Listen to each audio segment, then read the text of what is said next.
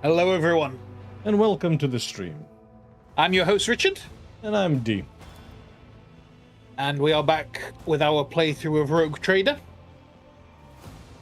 Having sorted a coup attempt Yep. from the least likely person imaginable. We have defended our title, while also purging threats to our power. Yeah. It's a good day.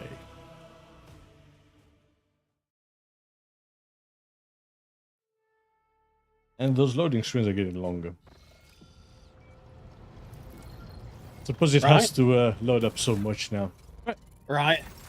So nothing terrible has changed since last time.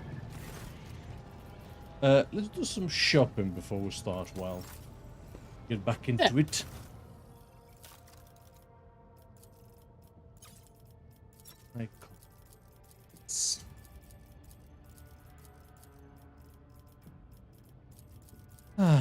So yeah, you want to give a recap, I suppose? Sure. So, after escaping Comora, we've been going around doing some of our companions' quests, like helping Abelard with his family struggles, helping Adira find the door that she was looking for, to suppress her psychic. Yep. Oh, you meant literally just last... Oh, okay, yeah. So yes, we were told that the Imperial Tithe had been compromised, potentially. And that it had been hidden on a planet that nobody knew the coordinates to. And when we got there, it turns out that it had been dumped there for a number of decades greater than 4, I think. A while, shall we say. A while. And as, you know, the ones of you who know the lore may be thinking, well, hang on a minute. Don't Imperial Tithes include people? And yes, they do. And when we arrived, they'd gone a bit feral. So, yeah, it all went a bit sideways. We ended up being set up by a frickin' administratum clerk gone nutty, who sicked an amble on us. And it turns out that find out exist in the game. Yes. We were then called away by a space station that Theodora had sent up, our predecessor, that mapped out her plans for stealing the Imperial Tithe. And making it look like an attack by the heretics or the Xenos or whatever. Points for ambition, really. Oh yeah, bloody hell. And then we got the tithe off world, and we were going to send some to ourselves and some to the rest of the Expanse, to help grow the Expanse, considering, it was on fire. And it got struck. Yeah, they tried to commandeer the shipment. They then accused us of treason in our own courtroom. Brave choice, really. You have to give them that. Oh, yeah. The traitor sat in our chair. Terrible mistake. Yep. And we ended up using the executioner's multi-melter to kill her. And then we banished the High Marshal and assigned Solomon to the position. Well, recommended him, really. Yeah. I got a lot here. Ooh, sturdy shields. Ooh. Oh, and frequencies here. It says hour.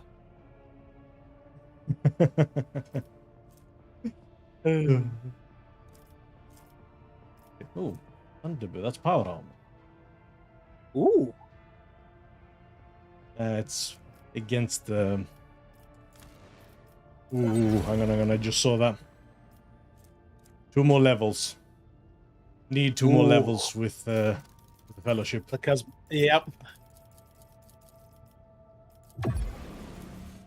On. Oh, yes. Your mic actually cut out there because I think you growled ferally into the microphone. Sorry, that's my, you know. It was involuntary, largely. But how could I not? Have you seen what we're about to give Argenta? Yes. Dearest sister, I have a new toy for you.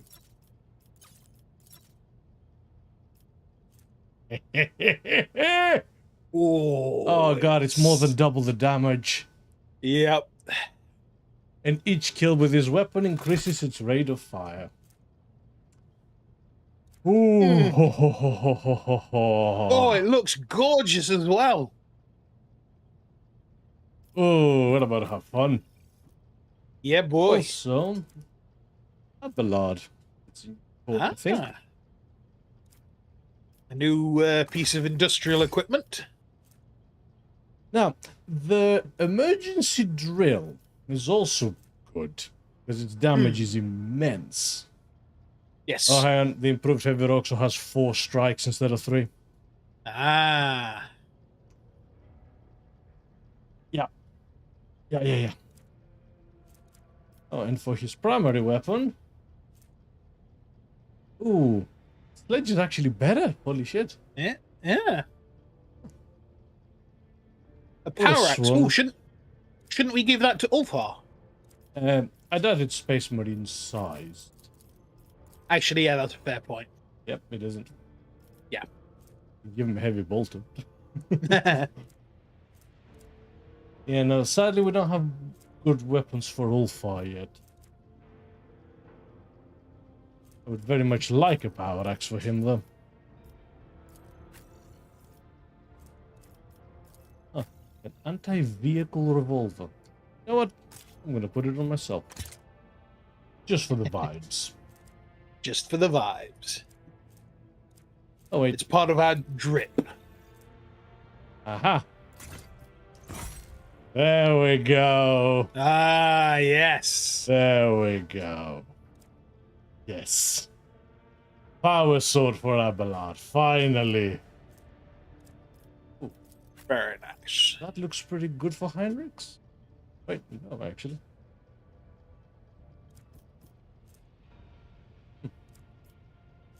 That's fine. Okay. Right. I think... Oh, yes. That's the other thing I wanted to do. For us. Commander's Chrono. Ah.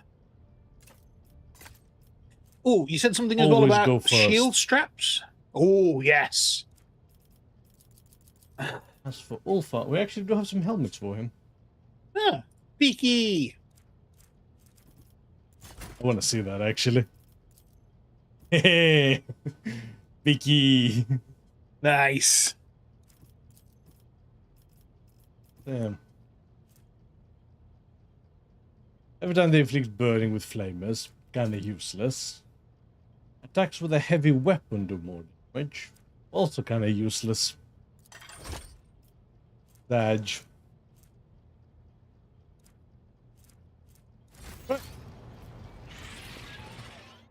I'm sure the rest will come naturally. Off we go.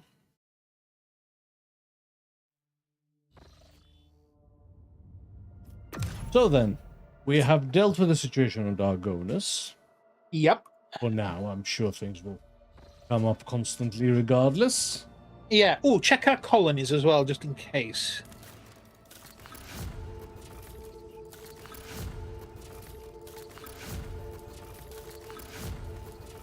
Hey, 3 extractiums. Nice. And I think we're ready to go to Furibundus. Yeah, I don't think... I literally don't see anything else. No, I think that's it.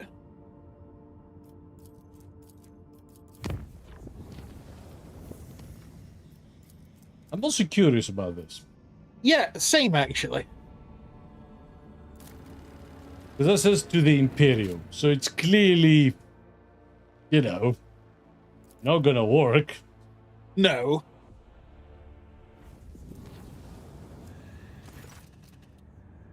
Lord Captain, Ravor on the line. The Astropaths are going crazy in their little chamber. They are reporting severe warp disturbances along our intended route. It looks like the Maw is completely impassable. I've seen this before, yes, and if you ask me, going in there is not a good idea, for us or any other void ship. So you're saying that not only will I break through the Maw to the Imperium, but I will cover myself in glory as the conqueror of the raging warp. Forward!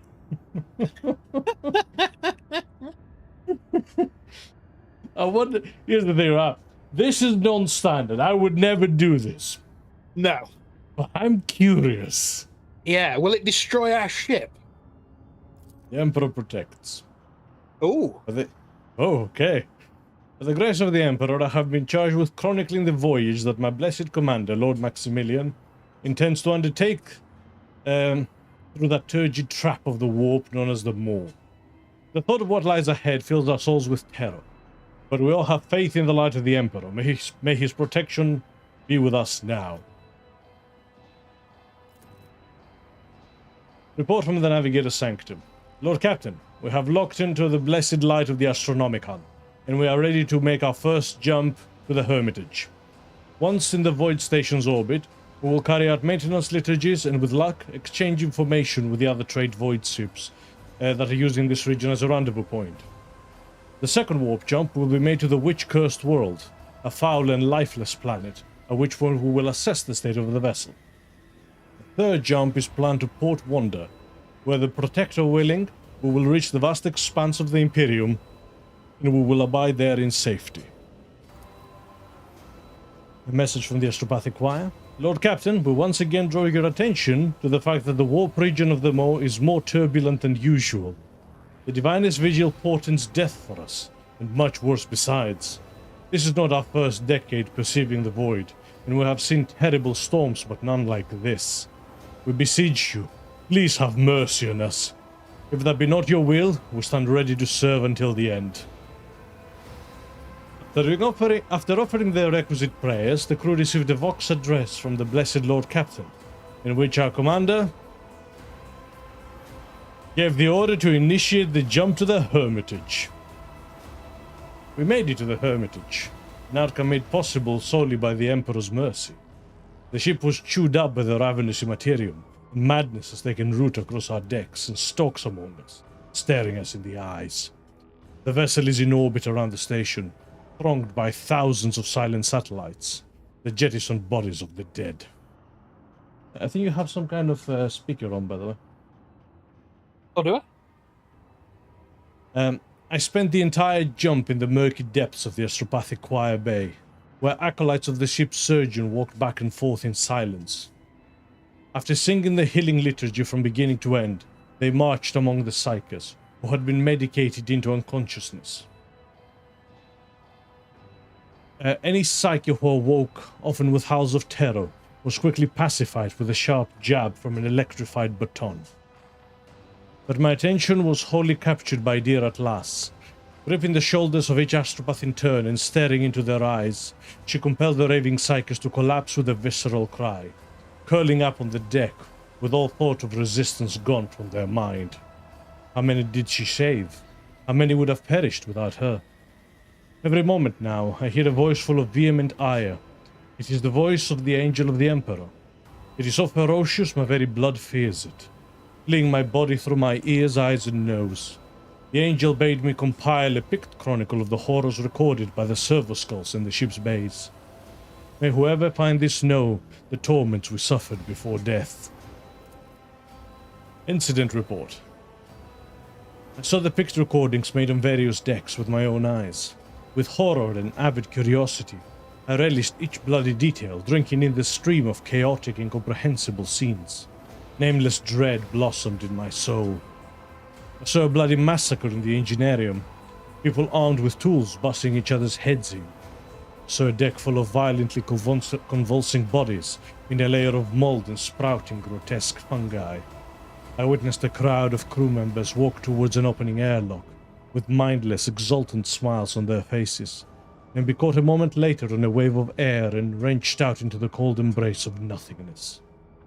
With my own eyes, I saw a gunner steadily hitting a large caliber shell with a wrench, and inside a cogitator, I could just make out the bloody remains of an engine sear, impossibly squeezed in among the tangled wires. So much horror, so little hope. Reports from the engine sear deck. My lord, it grieves me to report the demise of 27.61% of the blessed machine spirits entrusted to my care. Reactors 2 and 3 required expedited burials, and the deck's crew held a vigil in their memory. The servitors have logged at least 11 breaches in the hull exterior, and at least 3 in the hull interior. With my lord's gracious permission, I will endeavor to save what can still be saved. The Omniscient knows all, comprehends all. Hermitage situation report. Scouting expedition. I don't know how they haven't gone crazy yet, sitting in the middle of this warp storm. There are around 1,000 people here, a few hundred outcasts and anchorites living permanently on the station, and the crew of the trading vessel that barely made it as far as the Hermitage won't be departing ever again. It seems they spend whole days sitting under their crystal dome praying, eating ration packs and watching as reality loses its mind. They say the Emperor will protect them against the coming tempest. Of course they do. He is the only thing they can trust in now. For them, there is nowhere else to turn. We offered them passage on our ship. Not one said yes. Mad, all of them. When the message came through the Voxnet, I struggled to hear it over the whispering of the angel in my ears. My honorable lord gave me the order to make the warp jump to the witch-cursed world. We are going to die. Oh, yes, we are. We are at the witch-cursed world, the place where we are doomed to perish. That is what the Emperor's agent told me. His voice is now almost impossible to bear. Yeah, he has demon in his ear, whoever's writing this. It bade me record every drop of sorrow. My chronicle will spread his word through the warp, and sow terror in all who come to know of our dire voyage. So speaks the angel, and my own thoughts are so muddled that all I can do is submit and bear witness. As soon as the ship exited the warp, thousands of crew members assembled into teams launched into repairing the major areas of damage. The will of our fearless Lord Captain drove them, and in that moment I deeply envied their resolve. The Lord Captain's honorable companion, Heinrich van Kalox, personally led the ship's hands to the more seriously damaged decks. First he admonished the cowardly crew members who refused to do their duty, and then he banished the fear from their hearts with a single shot. Verily, the man's mercy is great indeed. I left the astropathic choir bay and spent a jump in the navigator's sanctum. Though the number of casualties was high there, many managed to survive, including me. Furthermore, when the malevolent tentacles of the warp reached into our souls, and a bloody inscription in an unholy language began to appear on the bulkhead, the Emperor granted me the blessing of blessing of bearing witness to a miracle. Sister Argenta, entirely undaunted, marched up to the bulkhead and erased the words with a fearless swipe of her hand. She turned with us with a smile and said, "It is only blood. Do not fear the Immaterium, for its nightmares are nothing before the Emperor's light." In that moment, I had faith that all was not yet lost. Today, I believe I was mistaken. The losses and damage are enormous. They say there was a mutiny. The Master Hellman reports that the odds of surviving another jump forward are 0. The odds of a successful jump backwards are also 0. But the second 0 is slightly less definitive. Internal systems are failing. Cogitators are experiencing periodic failures. Failure. Oh wow. There's a stop I'm afraid written in this. Bloody hell. Oh, God. Right, situation report. Engine Seer Avlier's report from August Station 12. We must not make planetfall. I know what I saw, and no, we must not sit down on the planet. It is not because the wind would tear the hull of the landing shuttle in the blink of an eye, or because the temperature on the surface fluctuates between red-hot plasma and absolute zero.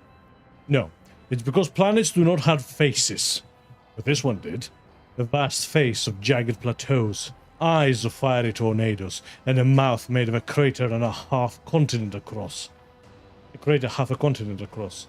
And I saw the face smiling at me. It saw me. It saw all of us. We must not make planetfall. Emperor, have mercy on us. Addendum. Engineer Avlier was executed 4 hours after submitting this report for fomenting panic among the crew.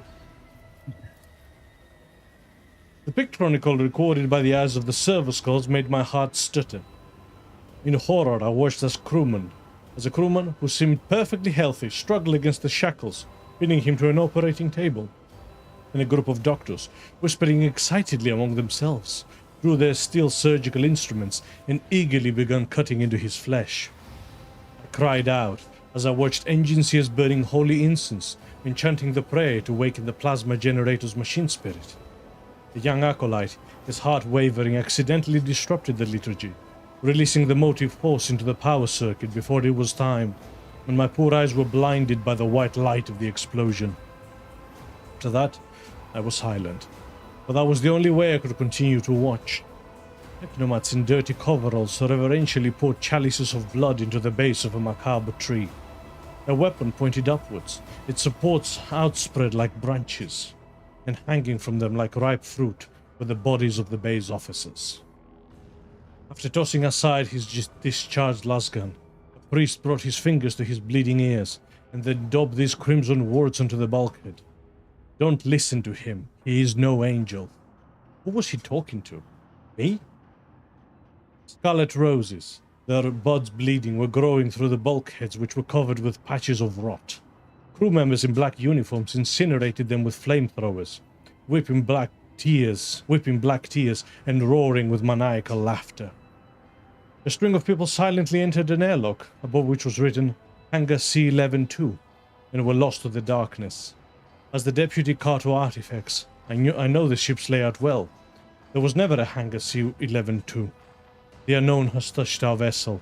It has taken root in it, and now we are all in the clutches of the Immaterium.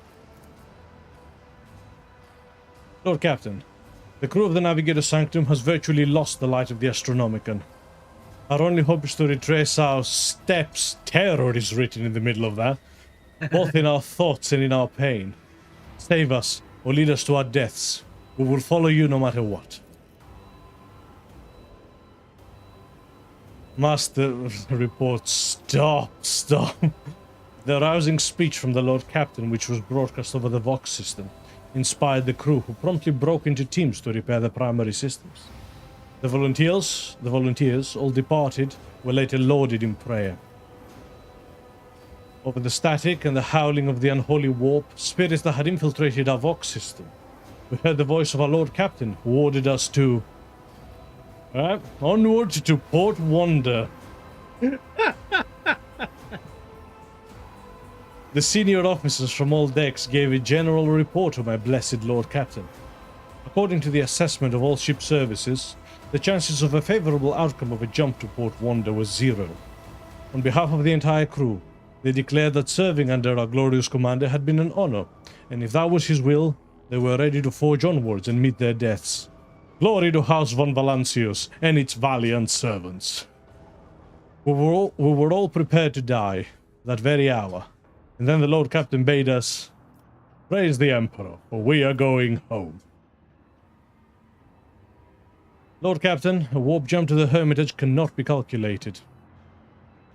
We cannot detect its shadow within the sacred radiance of the Astronomicon. The warp storms are obstructing everything. We think our only chance is to make a longer jump to Footfall. Our chances of survival are low, but not non-existent, Emperor preserve us. Oh shit, we can actually make it back. Holy crap. Was not expecting that. No. Warp jump is complete. We are still ourselves and we are alive, although only 1/10 of those who set out for this expedition remain. But we have seen everything and now nothing can dent the crew's spirit. I cannot say the same for my own. The left side was engulfed in a terrible fire, threatening to undermine the main caliber arsenal of chambers. holding tighter to their faith.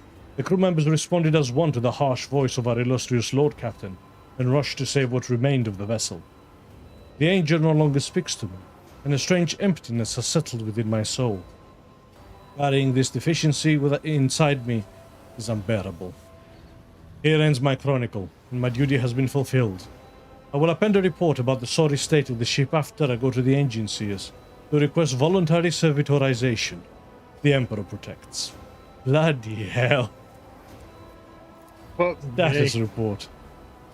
Warp is a sly and insidious beast, Lord Captain. We are ready to acknowledge that now. We're ready to acknowledge that now. It was pleased that we admitted our defeat, and that is why it let us come back. But we believe there can only be one reason for that. An even worse fate awaits us here. Mr. Stewart's report. Crew losses, 87%. Wow.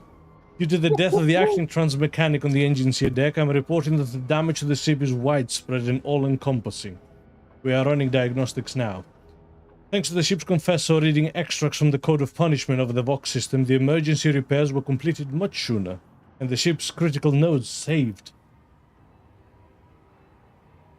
Report from the senior officer. We are voidsmen, sir. We know we will die long before we ever get the chance to soil ourselves in our sickbed. We know our trade. We conquer the void, discover stars, ship freight and plunder on forgotten planets. And we die. We die in ways so horrible that most people can't even imagine such a death. Well, we've gone to a place others fear to even think about. And we've come back from that along with our Lord Captain. Next time the Warp tries to play its games, we'll tell it, what else do you have to throw at us? Well, balls to them. Report on the reactorium incident. I would be willing to swear that Generator 6's power circuit unit was switched off when we began the warp jump. There were cracks in the casing, the enclosure was damaged. We would never start up that piece of junk, it would have blown in seconds. And I have no idea how it switched itself on. No one from the crew touched it. When the last generator failed, the energy supply should have been cut off, but number 6 continued to run. It dragged us along for 18 minutes, even though it should have exploded after 18 milliseconds. I don't know what happened. The Emperor protects. So during that frequency said, we all know this is nothing but chaos propaganda. Why? Because we all know the Warp wouldn't dare to even look at the RogueTrader's ship due to Abelard being on board. Yes, he gets it. Yeah. Well, that was fascinating, actually. Wasn't it just? I wonder what would happen if he'd kept jumping. Die, actually. I think we reached the end of it. Yeah. What if we do it again? Nope, it doesn't even let us. Yeah, alright. Bloody hell. Okay, that was fun. Look on the plus side, right? We can now actually make upgrades and repairs to the ship that are rational. Yeah? Yep. And we can also replace 87% of the, nobodies in the crew. Yeah. Oh, still can't enter that. Oh. Do I reload that, though? Just in case. Yeah, because I don't actually know if there's that'll any give us long-term any consequence. Yeah, having to replace 87% of the crew might incur a bit of a penalty at some point. Not to mention being exposed to, mundo amounts of warp energies. Yeah.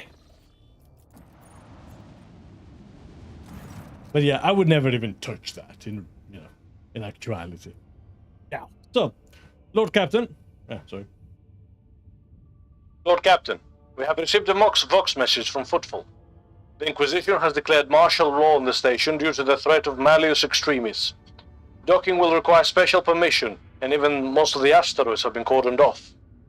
The station custodia, her ladyship Incendia Chorda, sends her regards and invites your lordship to disembark at the docks with a small retinue. Her enforcers will meet you there to escort you to another chamber for a private audience. Why did Chorda come under your Footfall? Yeah. The I Vox suppose the Crackles- missionaries there. I suppose. The vox crackles with static, and Jay's honeyed words fill the air. Bigdis, the salve of my heart. Forgive the intrusion, but I have important business with the RogueTrader.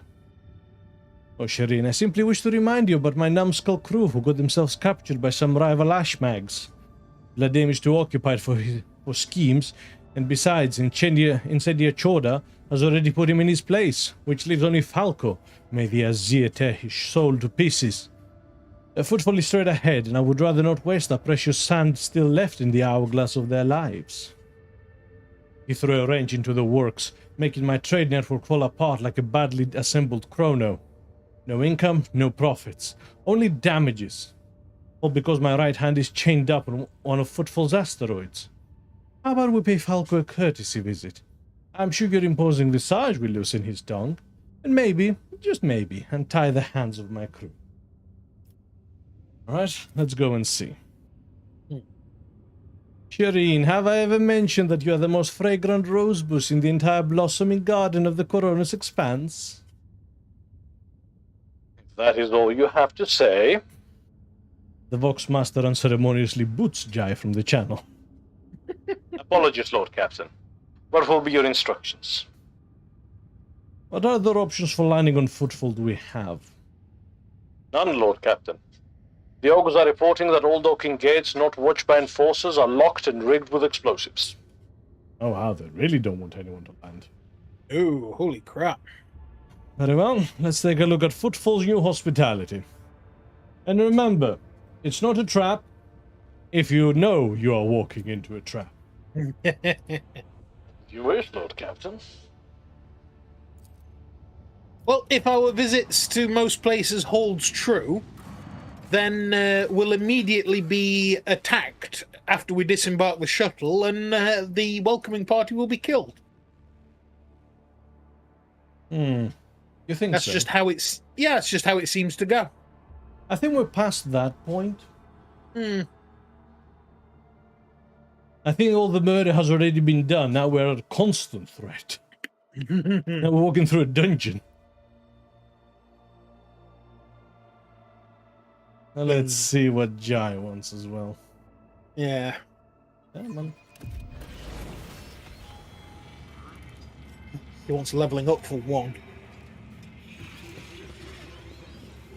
Tech Priest here? Oh. The Tech Priest spores an explorator emblem on his scarlet robe, directs the unblinking gaze to his augmented ocular lenses at you and says, in a hissing voice,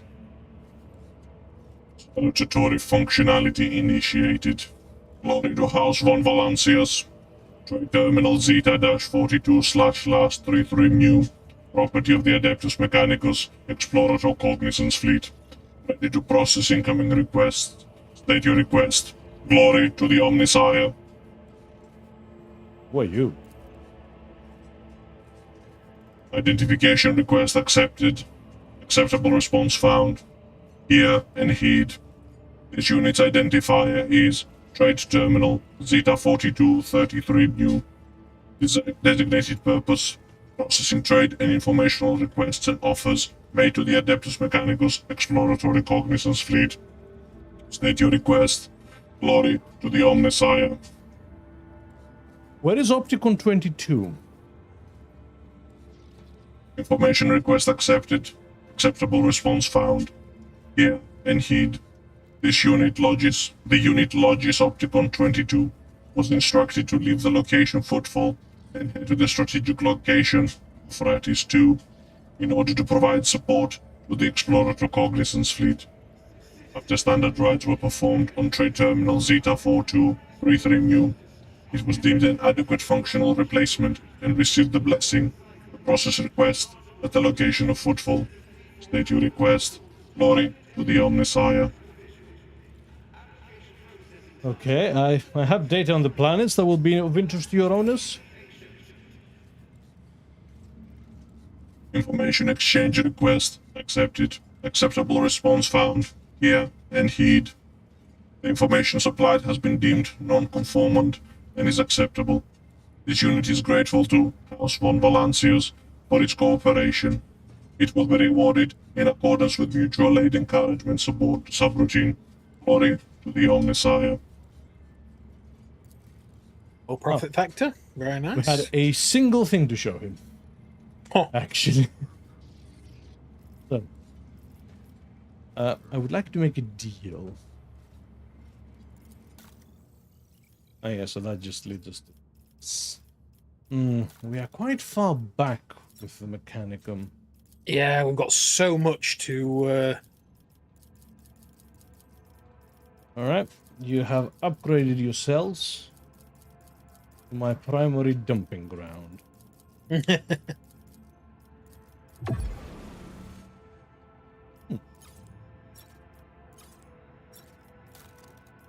I mean, must have some other stuff.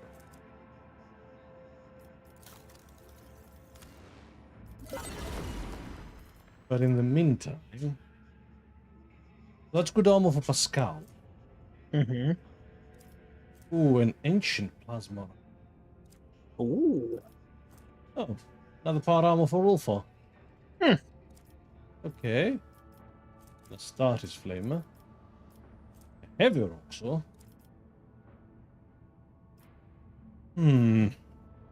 Power axe for Pascal.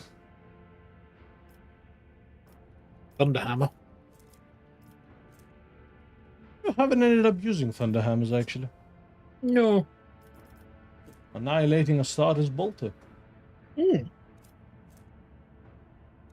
Helmet and Vampire. Oh. What of a starter's gear? Why do you keep saying glory to the Omnisire? I feel that's a silly question. Right. Information request declined. Acceptable response not found for the following reason. Hear and heed. Request falls outside processing trading information requests and offers functionality. Try restating your request. Without missing a beat, the tech priest adds confidently. Glory to the Omnisire. I don't know what I expected.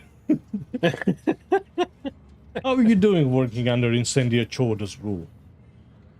Information request accepted. Acceptable response found. Hear and heed.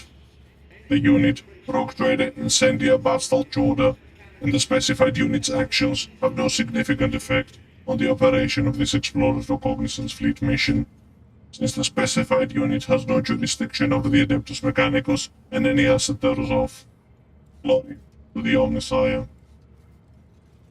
Right then, I am off. Yeah. So Opticon is not here. No. Huh. Hmm. Yeah. Oh. You know how I said I think a lot of the shooting has already happened here? Yeah, it looks like. Do you want to upgrade Giant? Oh.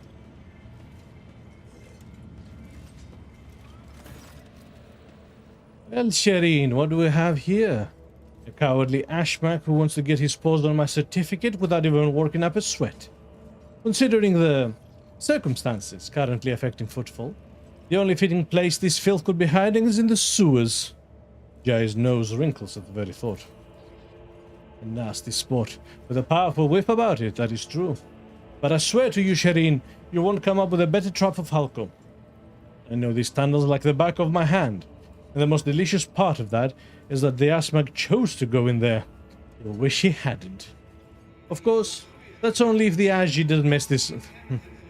That's only if the Agi don't mess things up for us, and everything goes to plan. And if he doesn't... Jai breaks off, shoulders sagging under the weight of her doubts. If he doesn't, my gang are dead, Shireen. One wrong move, one wrong word. Throw down that Ashmag. Why is everything so difficult? Perhaps I should just give him the Mercatum Tabula Officiale? Falco's not a complete idiot. He won't risk such a valuable payoff. He'll hold his end of the deal and give me Tora and the others. If you give away that fucking bit of paper that we had to wait weeks for, I will end you. Yes. To put it in no uncertain terms, Jai, if I don't bury you with that goddamn piece of paper, I will start worshipping warp guards so long as they promise to bring you back so I can kill you again.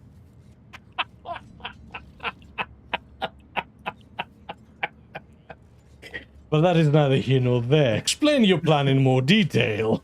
The gist is that we need to go down to the sewer tunnels of Footfall, connect a tank of sleeping gas to the old ventilation system, and direct the airflow to Falco's hideout. And of course, pray to the Exalted One that the Ashmax jackals don't spot us. It's true, Shireen. It's going to get a little trickier than it seems. Falco's desperate, so he's bound to have his thugs patrolling the tunnels. If we go crashing around down there, he'll know something's afoot. And when Falco's feeling jumpy, Jai's nostrils flare with impotent rage. Heads roll. But I will get a tank of sleeping gas. Jai stares at you, trying to decide if you're joking or being completely serious. What do you take me for? I have acquired it already. Don't worry, I have everything covered. And how are you going to direct that gas to the right place?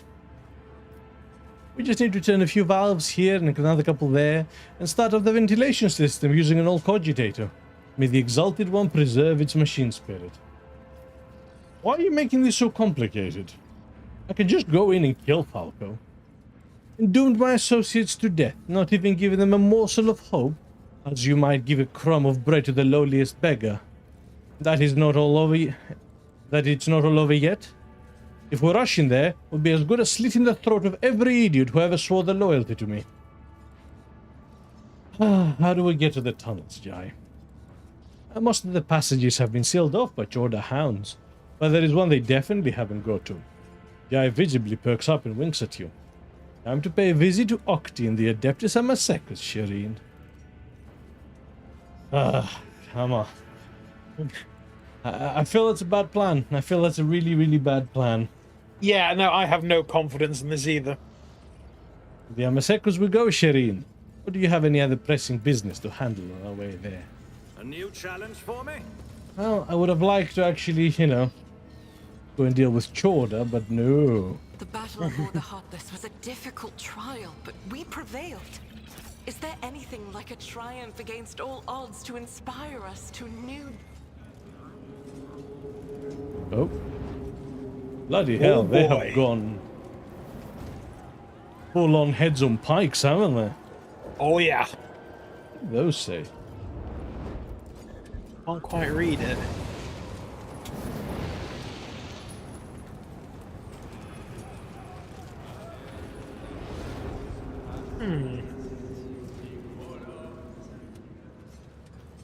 So Chorda started a holy purge. Yeah. They say Anva. Oh.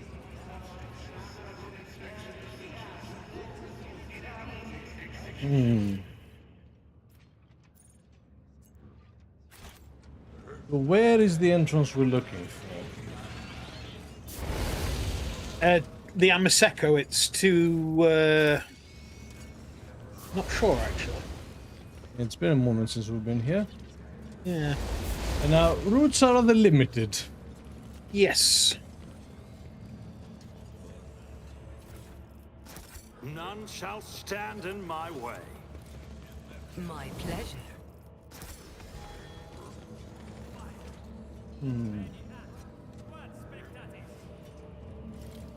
I bet that's where Chorda is. Yeah. Someone shoved a flame down the throat of this Chorda soldier and burned his entrails. Holy shit. Eesh. Suspicious, Yep, what's that say? Yeah. Suspicious prowler.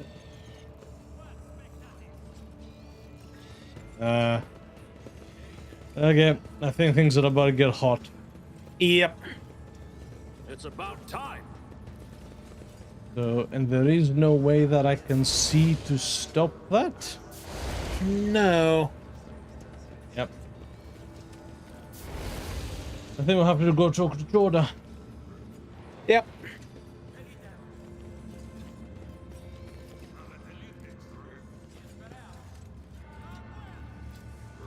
Have mercy.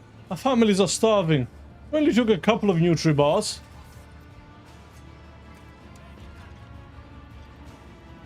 Lies. I see clearly with my naked eyes. The corruption that has engulfed your nature. Only cleansing fire can absolve you now. Guilty. Right. Okay. That's what's happening. She's gone so dogmatic, she's become a full zealot. Yep. Oh, Jesus.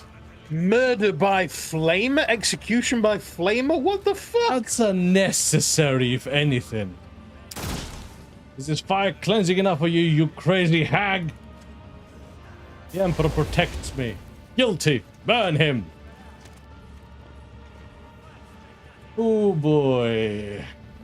Yep.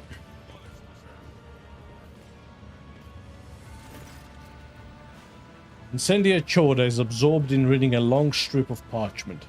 The left hand is holding a silver spoon, with which he is carefully scooping up brain matter from the open skull of the man contorted next to her.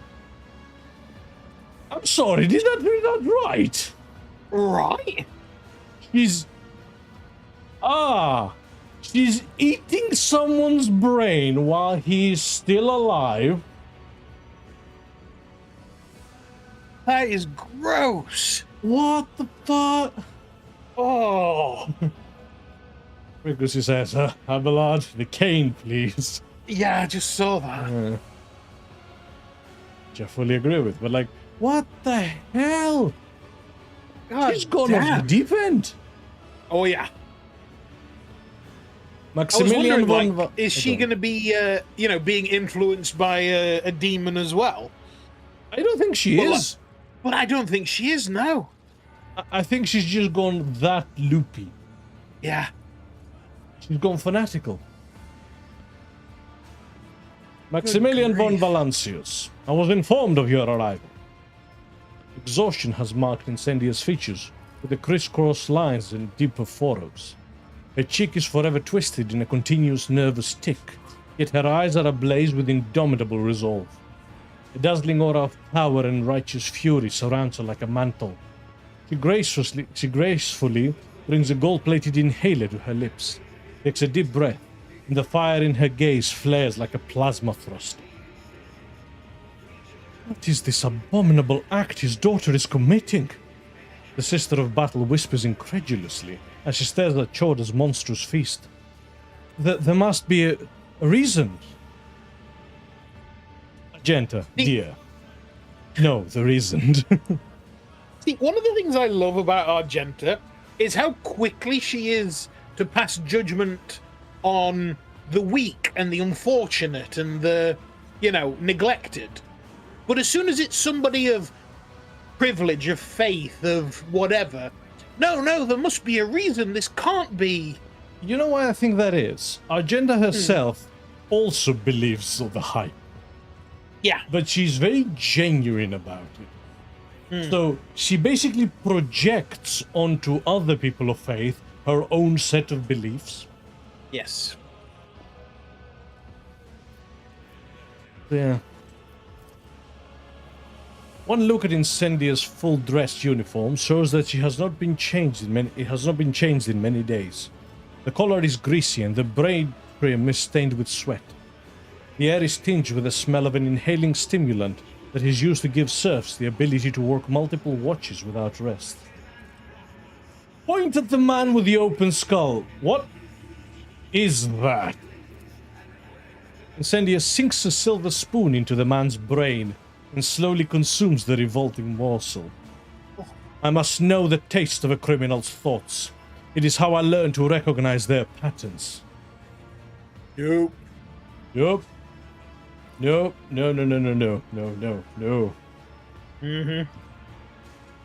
That is disgusting. Unspeakably so. For one, you are eating a poo person. There's way tastier things around. For two, no! You crazy person. A pure soul cannot conceive or fathom the workings of an unrighteous mind. The weak embrace their ignorance, while the strong banish it. If only you knew what it is like to be familiar with every shade of corruption that lurks in depraved souls. Something wild sparks in her pale eyes. You know not the first thing about perceiving it, sensing it, peering into people's souls and seeing the heinousness therein. You do not know what it's like to look at their faces and see the brand of their impious deeds. I know it all too well, and none shall escape my wrath. I could almost say that Slanesh is corrupting her. Because, like, this is excessive. Dude, I legitimately don't think it's corruption. This is the far end of dogmatism. Yeah. Which is, it's like a horseshoe, you know? The ends of the horseshoe are closer together than to the middle. What manner of slaughterhouse is this? Some atrocious travesty of justice? Incendia jerks her chin up and responds haughtily. This is true justice. Unprejudiced, inescapable, and equally merciless to all. The Lord Inquisitor has bestowed upon me the honor of bringing order to this cesspool of pirates and heretics. To rid Footfall of the corruption that has fettered its limbs and turned this imperial station into a hotbed of free thinking and inefficiency. And I will not rest until all have been judged. Incendia studies you with a predatory smile. It must have been the Emperor's providence that brought you here to my court. It would be my pleasure to indict you? Indict.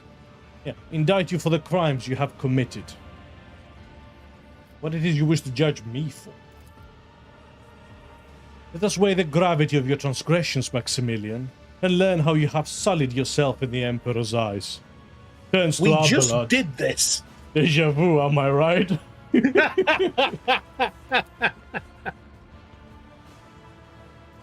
Everybody knows how freely you interpret the strict prohibitions of the Emperor. With a feeble heart, you grant mercy to those who do not deserve it. You do not punish transgressions with the utmost severity, and you do not strike terror into your subjects that will bring them to pious trepidation. You waste your energy and attention on the needs of non-entities instead of turning them to his service. Under your hand, dangerous free-thinking and society? Satiety? I have no idea how to pronounce that. Flourish. It will soon swell with the plagues of anarchy and decadence. I deem the evidence against you sufficient to cast you as an enemy of humanity. Like, what is with people trying to execute me for being a fundamentally alright guy? Right. It's because being an alright guy is such an anathema to this setting that, like, you really are like the worst kind of person. I have just broken out after being held captive by Xenos in Comora and butchered my way through scores of enemies of humanity. Tell me, am I the greatest enemy of the Imperium you have been able to find? Yes. That you are loathed and feared by enemies of humanity does not make you pure in the eyes of the Emperor. See, that's the far end of dogmatism. You are not pure enough. No true Scotsman. No true Scotsman. And perhaps he saw fit to set you on a different path. One of the righteous xenocide and blood-soaked redemption for your faults. I would never dare to gainsay his will.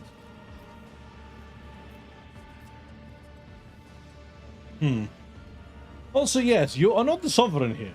Footfall was under my domain.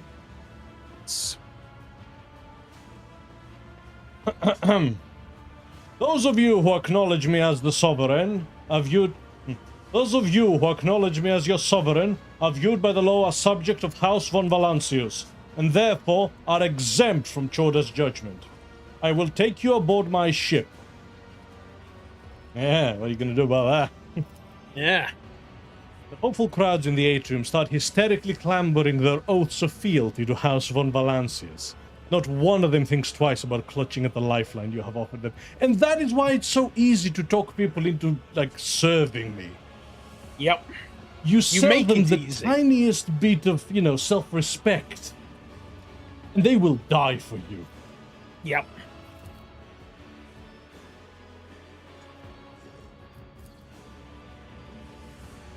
Incendia warily leans on an armrest and looks at you with contempt. Take this pitiful gaggle of miscreants, Maximilian, if you so desire. My trial will not end here. I have the whole of Footfall to judge. So you're in charge of Footfall now. Indeed I am.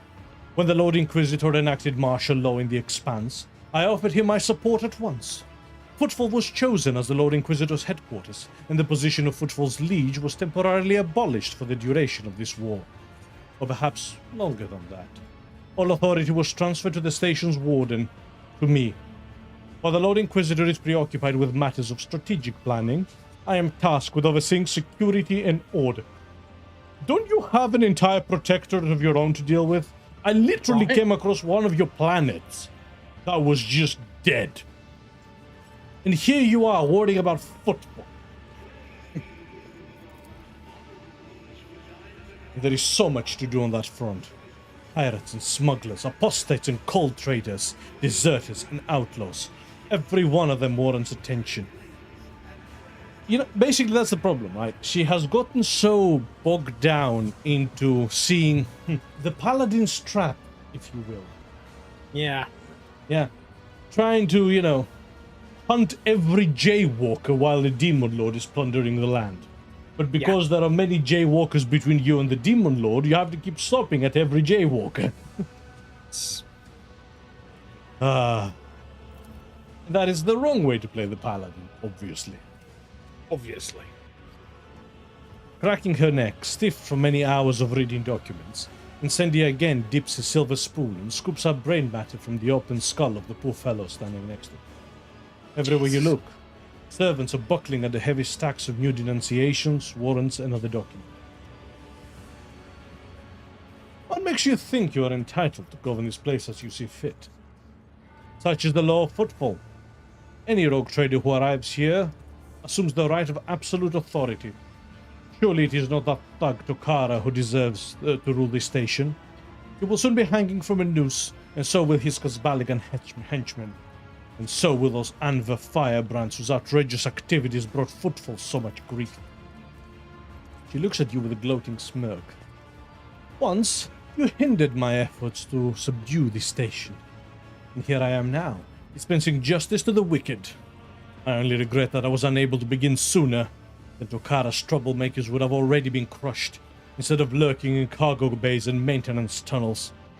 Regardless, I will deal with them soon enough. Who is it that you are judging? All of them! Thieves, smugglers, pirates, traitors, heretics, deserters, abattoirs, harborers, cowards, and perjurers. Any who has ever trespassed, and any who has ever protected the miscreant, or kept quiet about a crime they knew of. They will all be condemned. With obsessive determination, Incendia starts going through her papers, seemingly no longer aware that she is doing so. If she is falling into a demon, it's definitely Slanesh. Yeah. Because people think Slanesh's things is, drug, sex, and rock and roll. Yeah, debauchery. Debauchery. Whereas I would classify Slanesh as obsession. Yeah, excess. More and more new convicts are being granted the great boon of undergoing servitude in perpetuities, and having rid themselves of a reprehensible consciousness of serving the Imperium free from doubt and weakness. You know what I find funny about that? If you play Dogmatic, you have done this plenty of times before. Yeah. You might be in full agreement with her here at this point. Right. Footfall will once again become a bastion of law and righteousness. I will eradicate all heresy that prevents the faithless from giving themselves over to the good of toiling in his name. Bloody hell. How long has your court been in session already? Incendia seems slightly perplexed by your question. She starts moving signed sentences from one stack to the other, then says uncertainly, 3 weeks. The court carries on day and night, so my sense of time eludes me. So you are failing to be a rogue trader at the moment. You're here acting like a cut-price arbitrator.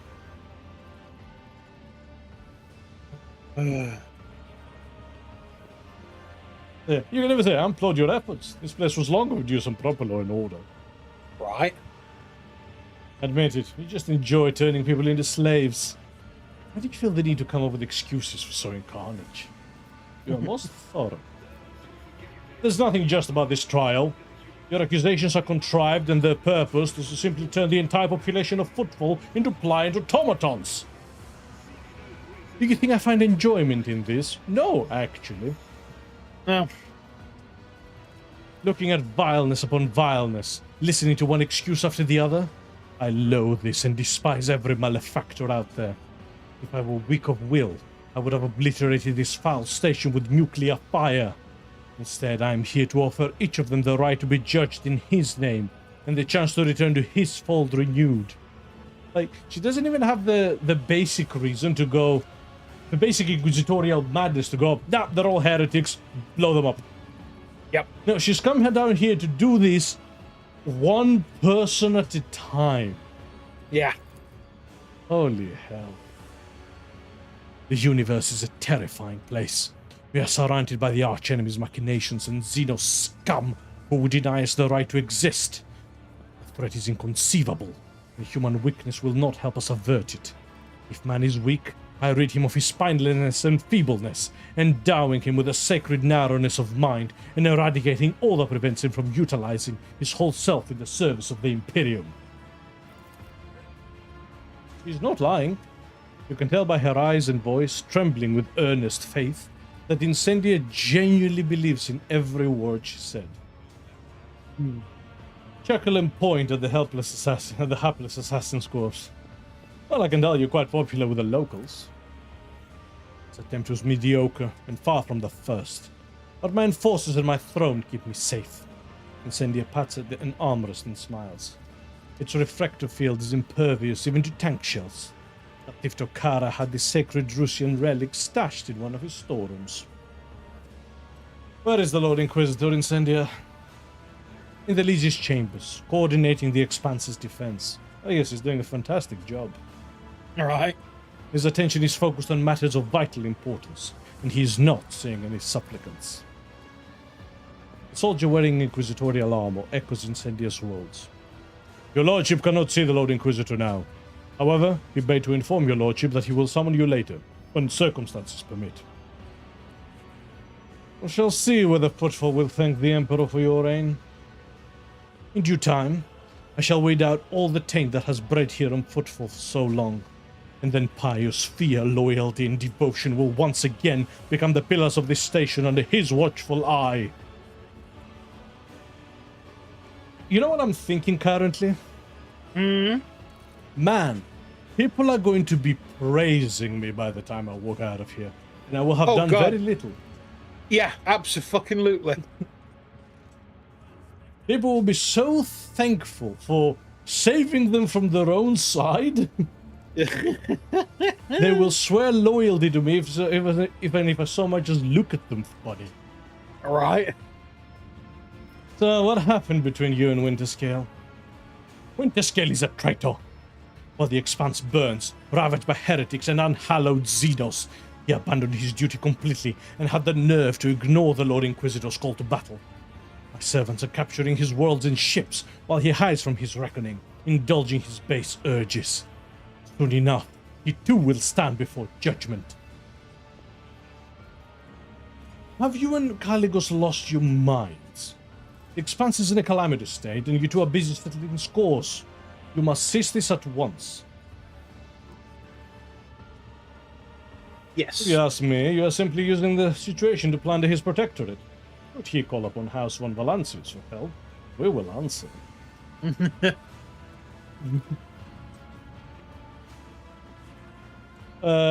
Two? Two, I think. Yes, have you and Caligos both lost your mind? The Expanse is in a calamitous state, and you are busy settling scores. You must cease this at once.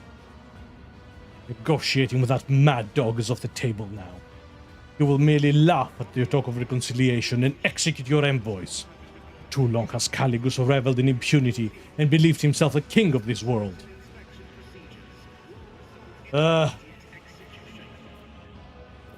love how we can actually threaten her off here. Right. But there's no point, is there? No. Enough words. You're accused of weight, and so do my duties. Wait. You have a duty to the Emperor that you must see to. Vladimir Tokara, the deplorable rebel who once ruled this station, has slipped from my grasp. He's inciting the people to revolt, killing my servants and hiding from my wrath with the dexterity of a void rat.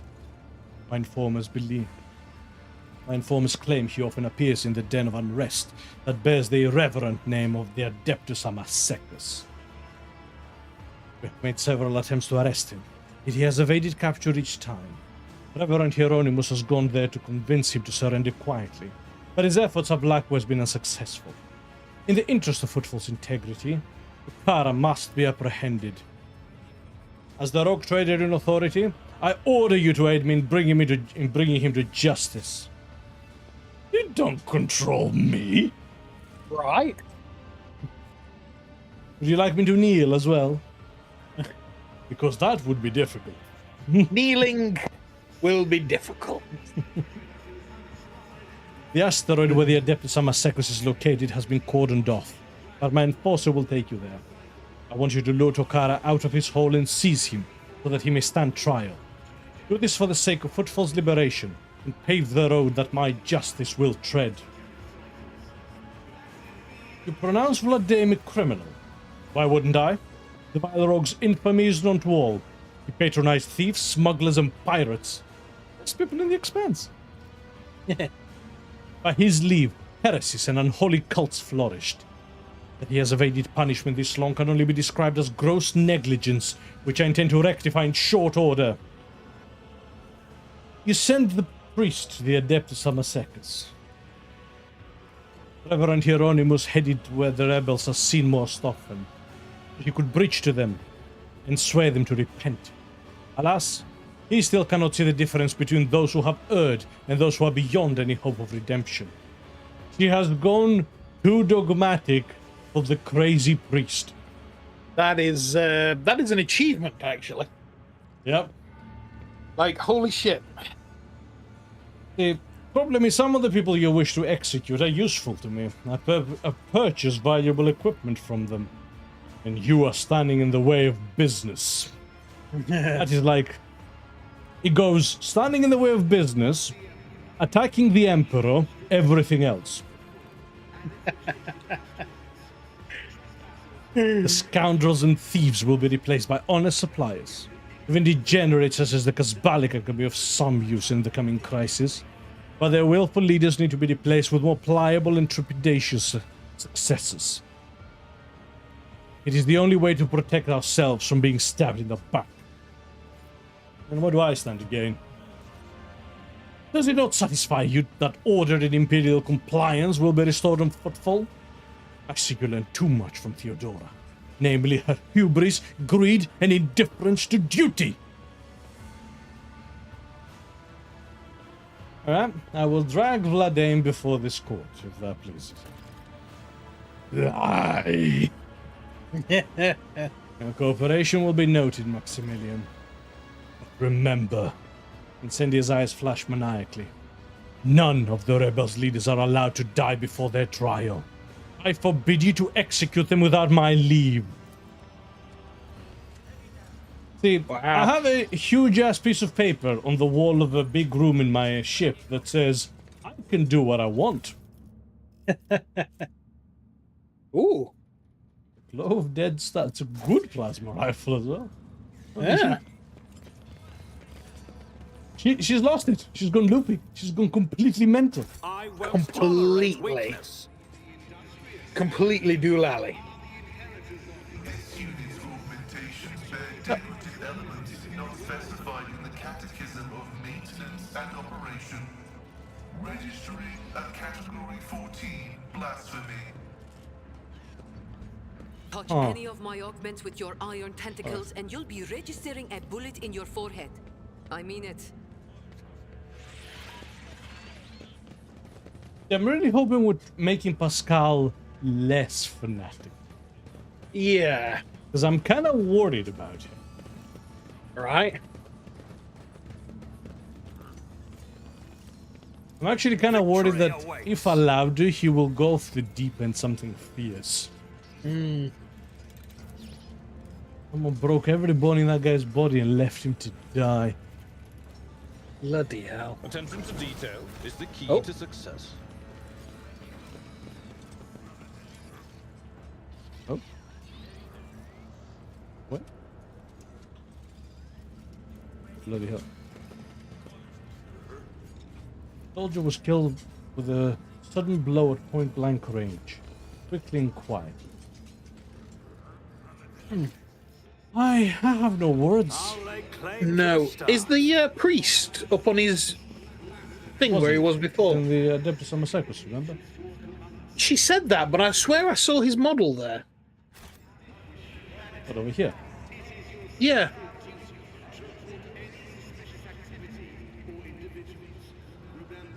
Come on. Where?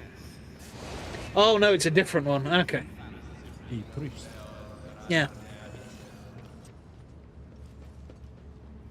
This is bonkers. Like, Follow my lead. he has single-handedly made the place worse, and it was bad to begin with. Yep.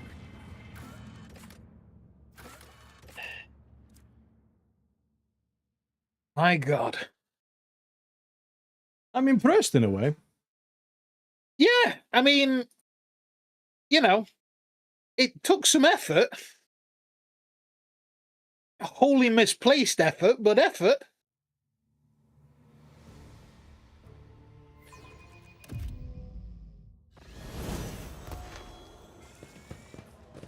Probably level up Jai, shouldn't we?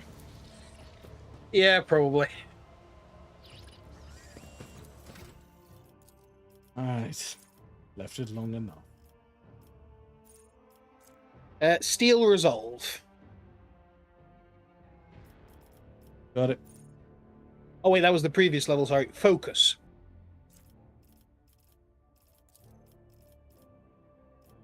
And Lord Xenos. Yeah, skill set's amazing. She's probably the best skill. Hmm.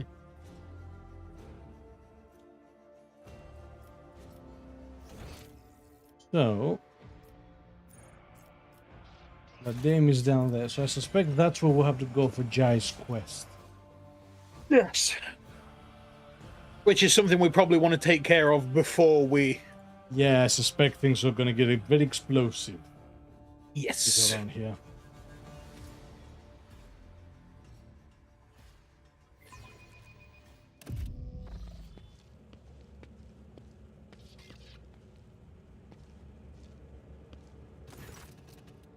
Welcome to the kingdom of thieves, killers, and smugglers, Shireen. All the finest goods on Footfall, every last one of them, have passed through these tunnels. Jai throws up her arms in a theatrical display of reverence. As I said before, Falco's jackals are patrolling every nook and cranny of the Agia accursed place. See those scumbags over there? We need to avoid them and not draw their attention to ourselves, or else we might as well dump a pile of grog shit all over our plan. But now we are going to follow the plan. You will allow me, Shireen. I will refresh your memory. Avoiding the patrolling scum, we reach the sewer canal and follow it to the east until the very end. We connect the gas cylinder to a special intake. Ironically enough, it was previously used for cleaning up the air. Then we need to turn the valves in a few spots so that the gas reaches the correct chamber. I wish I knew exactly where the ashmag was holed up. Magenta examines the dark tunnels morosely. To skulk in the shadows, to hide from battle. Those things are beneath his warriors. For the sake of saving the innocent, I will dim the flame in my soul that urges me to charge openly at the enemy's ranks. And people say 40k Total War wouldn't work. Alright. And the final move, like all the best Regicide players, Shireen, we find the service cogitator and send the gas along the pipes. And I'm sure I don't have to remind you that we must do this all in complete silence. Not even the sewer rats are going to notice us, let alone Falco's lot.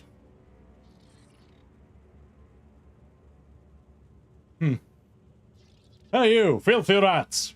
Run along and tell Falco that the RogueTrader is coming for his head! Jesus, Brilliant can you plan, Jai, imagine? let's keep going. Alright, let's go. This is gonna suck.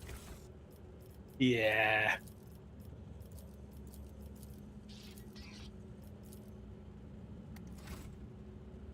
It's about time. So, save, because I think if we get spotted once... Yep. I think this is gonna be get around the corner, quick save situation. Yeah.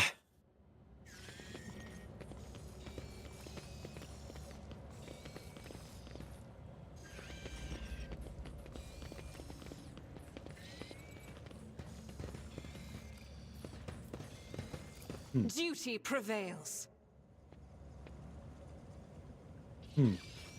This is the bit where we found that key that one time. Pascal just wouldn't Yeah, he just refused to...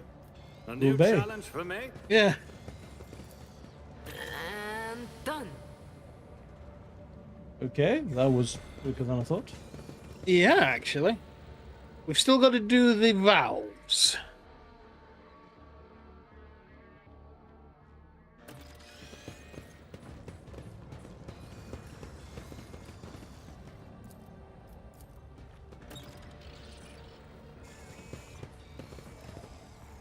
Okay.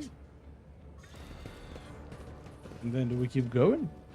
Yeah, I think we then have to find the other one. Emperor favors me today. None shall stand in my way. We should deal with this. Ooh. I have an eye for treasure. A job for me. The tech use is higher than Pascal's. Holy shit. My pleasure. He really is a good skill monkey. HTPO3 valve. Never doubt me.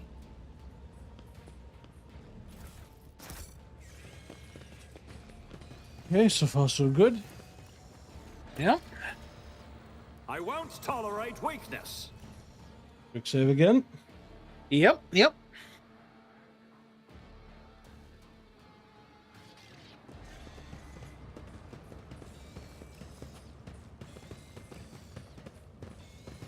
Halt! I noticed something. Oh, the Oh. patrols are up ahead. Wrong direction or correct direction? Only so many directions, actually. Yep, I think it is the correct one. Where does that evolve? Oh, might be. I'll lay claim to the stars. Servants. One and it's done.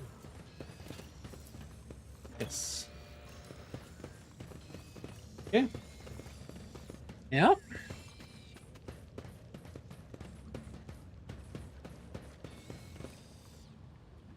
Why don't we just like this is- Pokebella? Yeah, is there something to the right there? No. I think that's where the patrols were. That's the Yeah, entrance, right. basically. Cabela could take care of this whole thing. But Heinrichs is unexpectedly good at sneaking. Hmm. So, where is the guy? Don't know. Follow my lead. I better myself through my service. We need to investigate. The Emperor favors me today. Oh.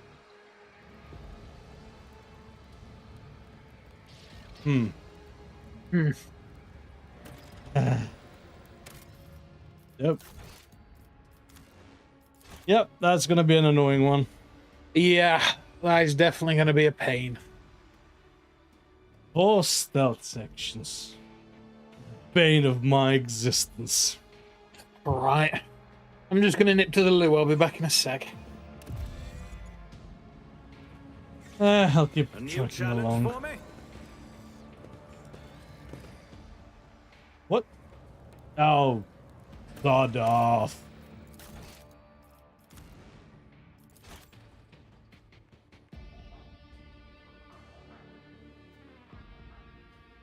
This is my message to every developer under the sun. If you're not making a stealth game, don't add stealth sections. Not rocket science. None shall stand in my way. Aha! Found it. What? He wasn't even... He wasn't even looking in my direction.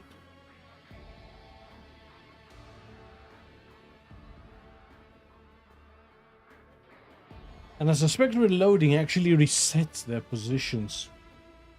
It doesn't save them.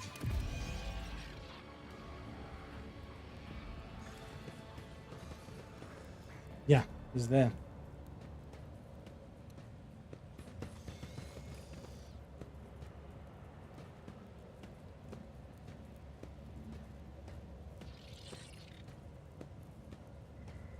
Wait for him to pass.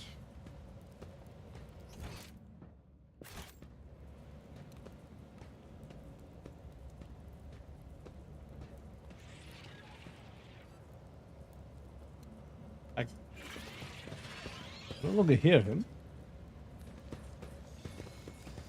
Victory awaits. Duty prevails. I can hear him. There he is.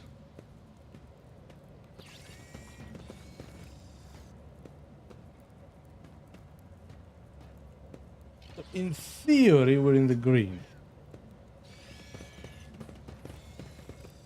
My Auspex has detected something. Never doubt It's me. about time. Whoa. That's a lot of people. Wait, did they dip some Massacres? Don't tell me. That's not the correct way, surely.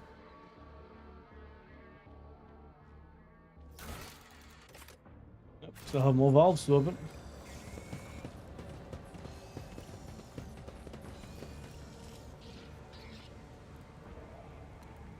Well, Falk was here.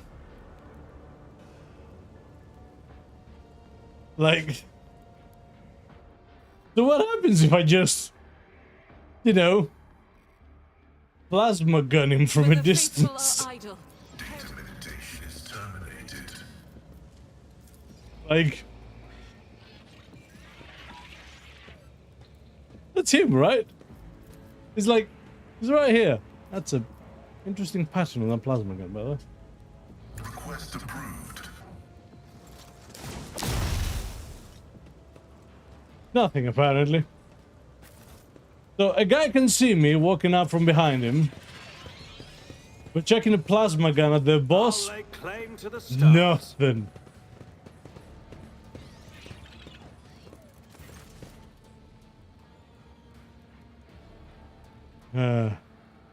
Well. As fate loosened upon... it's because they're there. So, I'm gonna reload at this point. Because I suspect... Yep. You're gonna be killed mid-cutscene.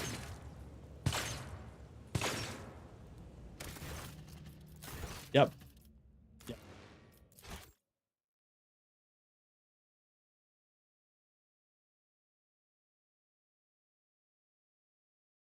But yes, I tried to take the match frequency, you saw.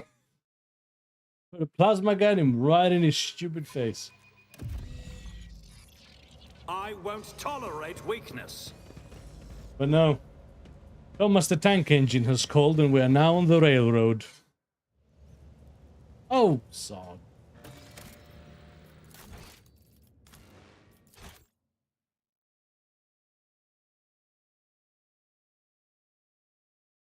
I wonder if this is actually the single most save scummed section of the game as far as the wider community is concerned.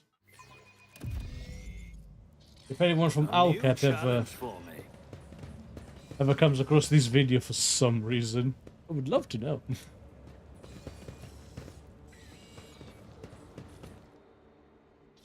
Oh no.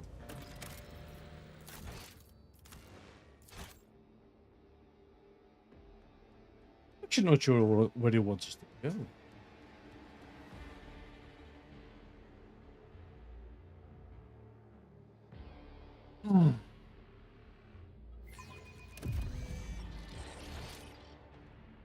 probably over here, isn't it?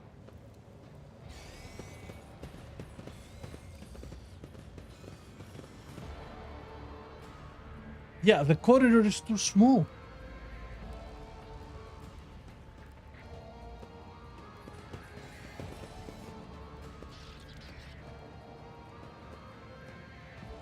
None shall stand in my way.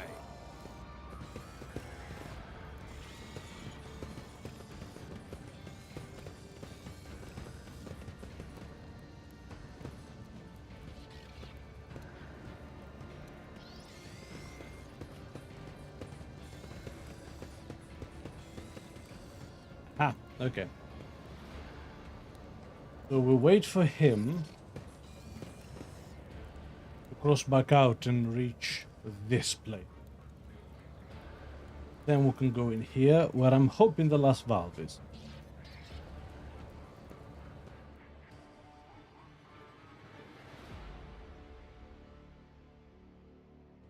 Action and excitement in today's RogueTrader.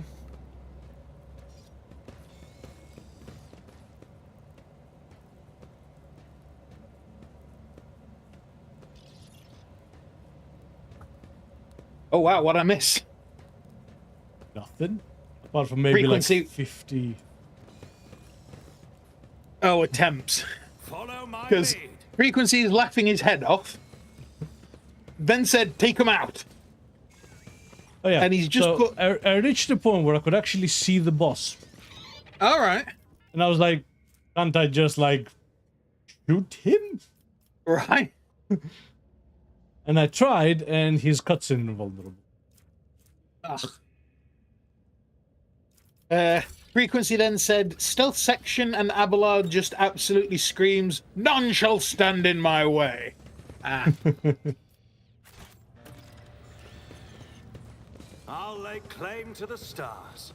Okay, so pump gas into the vents. How do I do that? It just said there was a valve somewhere.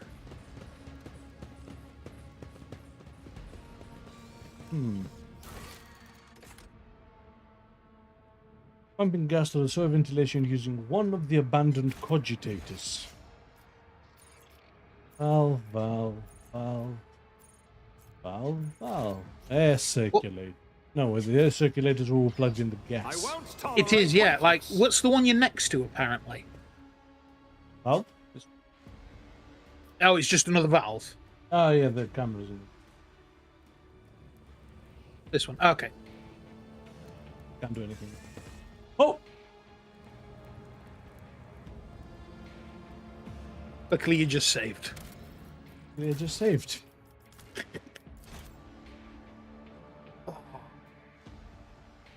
God damn it, 4 stealth sections suck.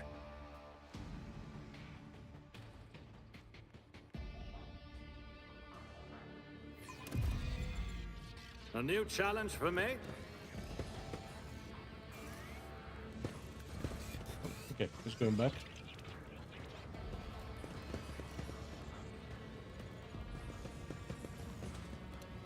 I didn't see any cogitators.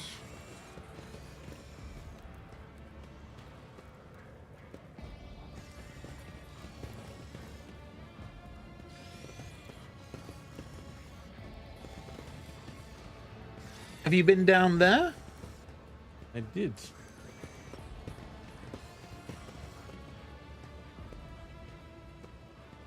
I think he can pass me now. Because this is actually too narrow for me to cross behind him. Because he has Yeah. 360-degree vision. Oh, so even if you're behind them, they see you. Jesus.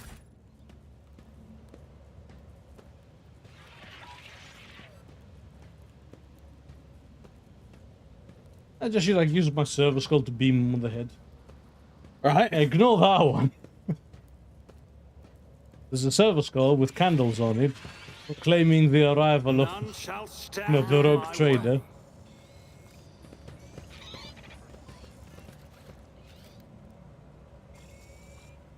Okay. So did that do it? Doesn't look like. Oh, wait, it did do it.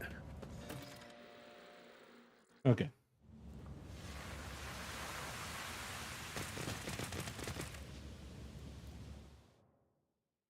By the way, take it from a biologist. If sleeping gas knocks you out that quickly, you're dead. Yeah. Victory awaits.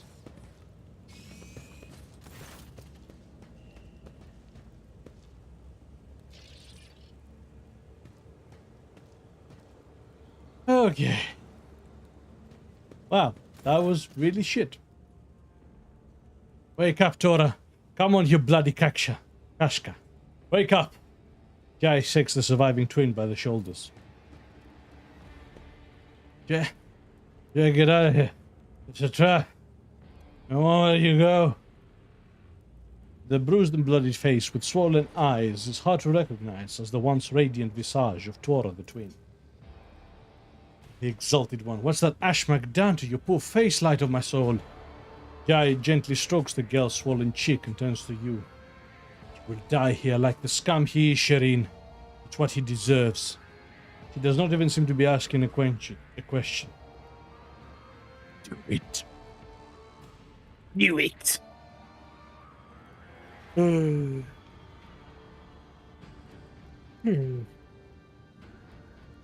So, now let's put him to a slow, painful death. What do you want but make it quick? The sewer stench is turning my stomach. Give him to Chorda. No. No, just shoot him. He's right there, unconscious. Just done. Yeah. Do it. Yeah. Frequency says the forever sleep, so win-win.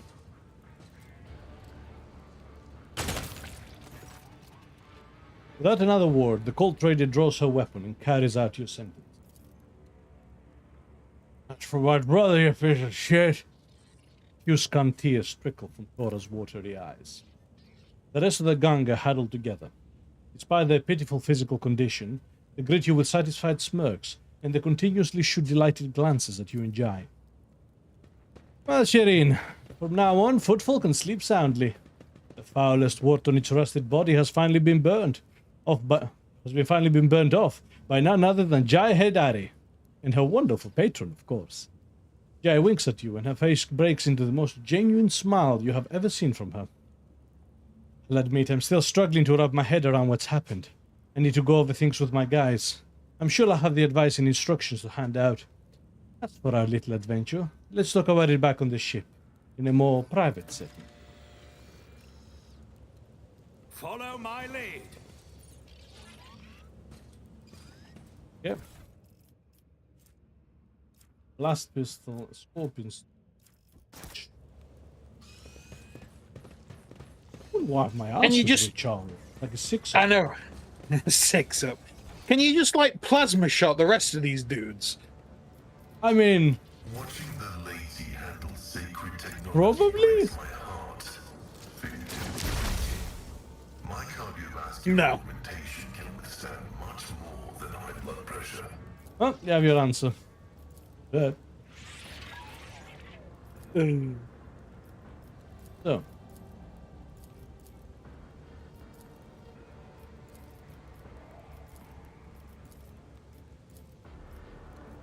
Yep.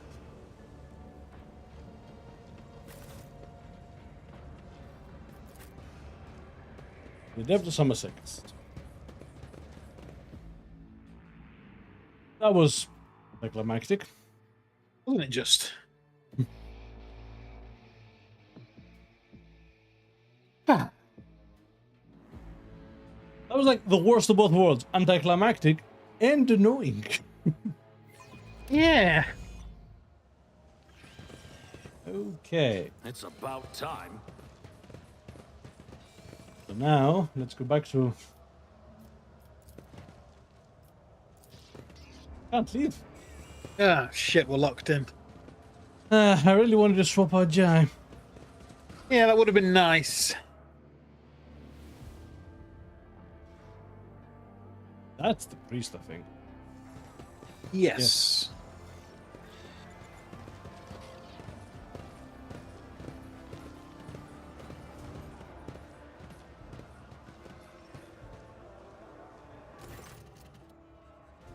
You have no other options, Razor. If you abandon Footfall to Chorda and flee, where are you going to sell your goods?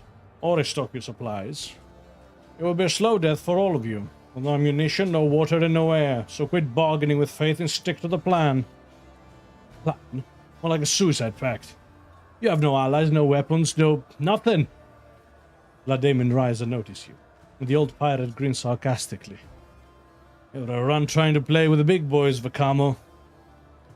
You've taken on a rogue-trader dynasty with only a handful of heavies and a couple of guns to your name. The way I see it, your march to the gallows is more of a gallop. Turning away from Ryza, Vladimir's expression does not change, but an indistinct curse falls from his lips. Oh, don't mind me, do carry on. You are hard to ignore, your lordship. You have a habit of radically altering the state of affairs of whatever situation you wade into. I do that, don't I? Ain't I a stinker? Greetings, your lordship. As for you, Vakamo, I've got nothing to add. Your plans are the crap. I don't gamble on those kinds of odds. I leave you to think about your prospects. Maybe you'll realize that using my shuttle would be a better idea, while me and my shuttle are still here.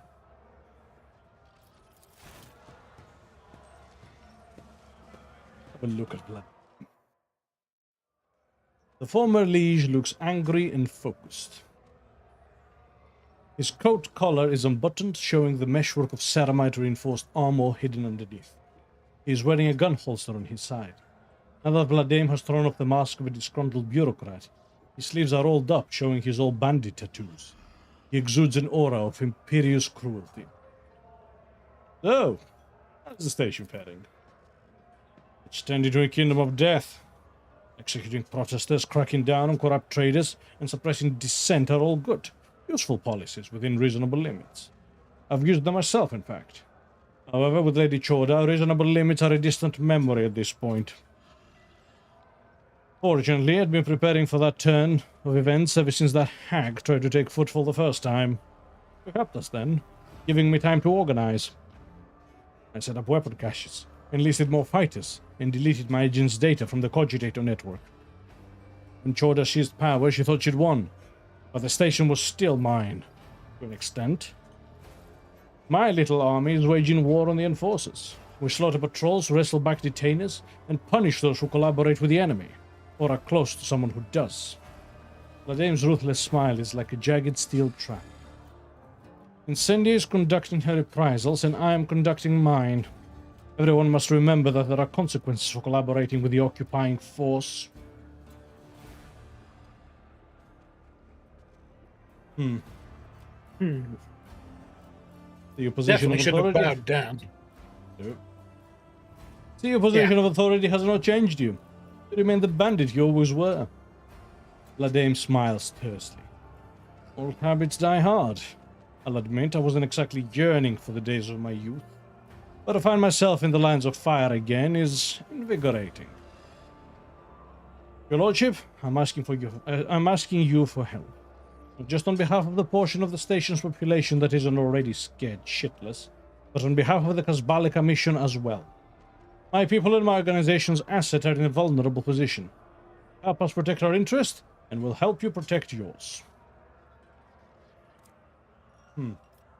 What kind of help do you expect from me?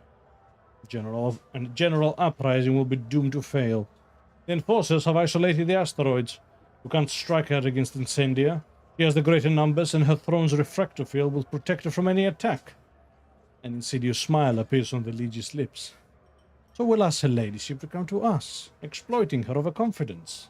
If she wants my blood, let her come and spill it. She knows we use the Amasekos as our meeting place. And let enforcers know I can be found and grabbed in here, she will come. And she will hardly drag the throne with her. We'll lure her into a trap, kill her, and take back Footfall.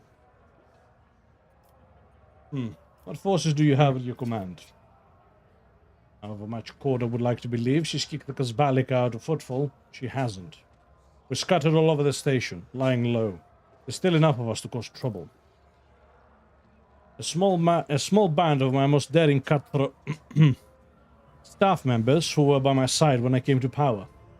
business partners who still remember that any venture is only as reliable as the grip of the venturer's hand on their pistol. Add to that the group of Xenos mercenaries which my colleagues from the Kasbalika mission have provided me with. A radical solution, I know, but they don't care who they kill as long as I pay them, and I have the means to pay them. We would have greater numbers if Ryza wasn't so damnably cautious, and Hieronymus did us a favor and shut his preaching trap. Vladimir grits his teeth and adds quietly, "From the good Reverend for a loop long ago, if it weren't for the fanatical mob that would show up here to avenge him."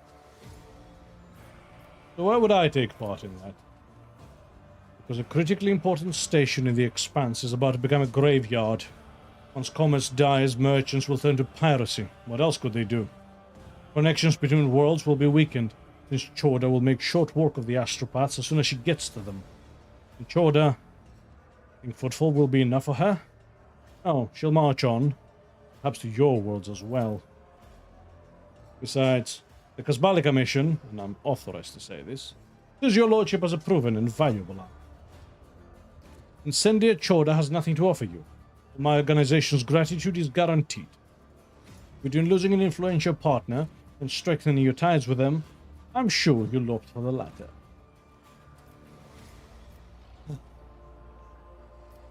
Why does Ryza have a problem with? She has misgivings about the prospects of our cooperation. The old rogue prefers not to pick fights unless a victory is a foregone conclusion. And right now she seems to be planning on fleeing rather than fighting. She needs the right kind of motivation. It's a shame there's no one the cold bitch values enough for me to take hostage. Why did Ryza call you Vakemo? All the nicknames die as hard as all habits. I used to be known by that name on the station. Vakemo is a myth, a malicious spirit stalking its prey in Footfall's empty sectors. Tokara chuckles. I had a terrible reputation when I was young. Why is Hieronymus? He preaches repentance. Vladimir remained stone-faced for a few seconds before giving in and letting a sarcastic smile form on his lips. Jorda sent him here to make us lay down our arms and renounce our rebellious ways. But he seems taken aback by the scale of Lady Incendia's purges, which opens up the possibilities. If we put pressure on him, he'll bring over zealots who'll tear apart whoever he points his fingers at. A useful man. I regret not getting him on side sooner. News of Lady Chorda's death is hardly going to please the Lord Inquisitor. Considering Kalkazar has never once interfered in the station affairs, he clearly couldn't care less about Footfall.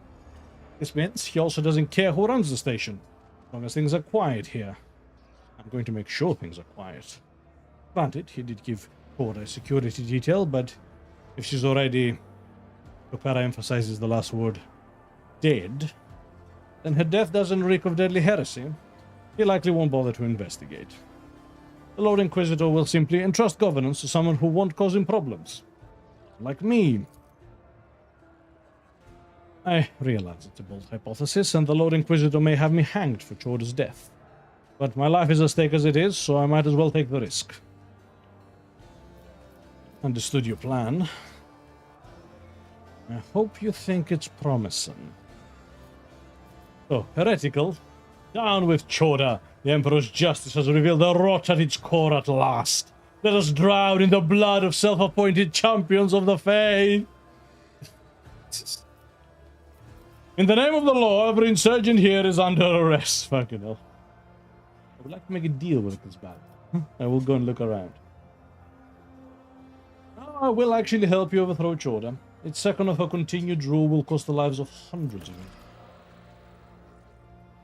The Seneschal furrows his thick eyebrows. I cannot say I approve of antagonizing Chorda, but their methods being what they are, I definitely disapprove of assisting.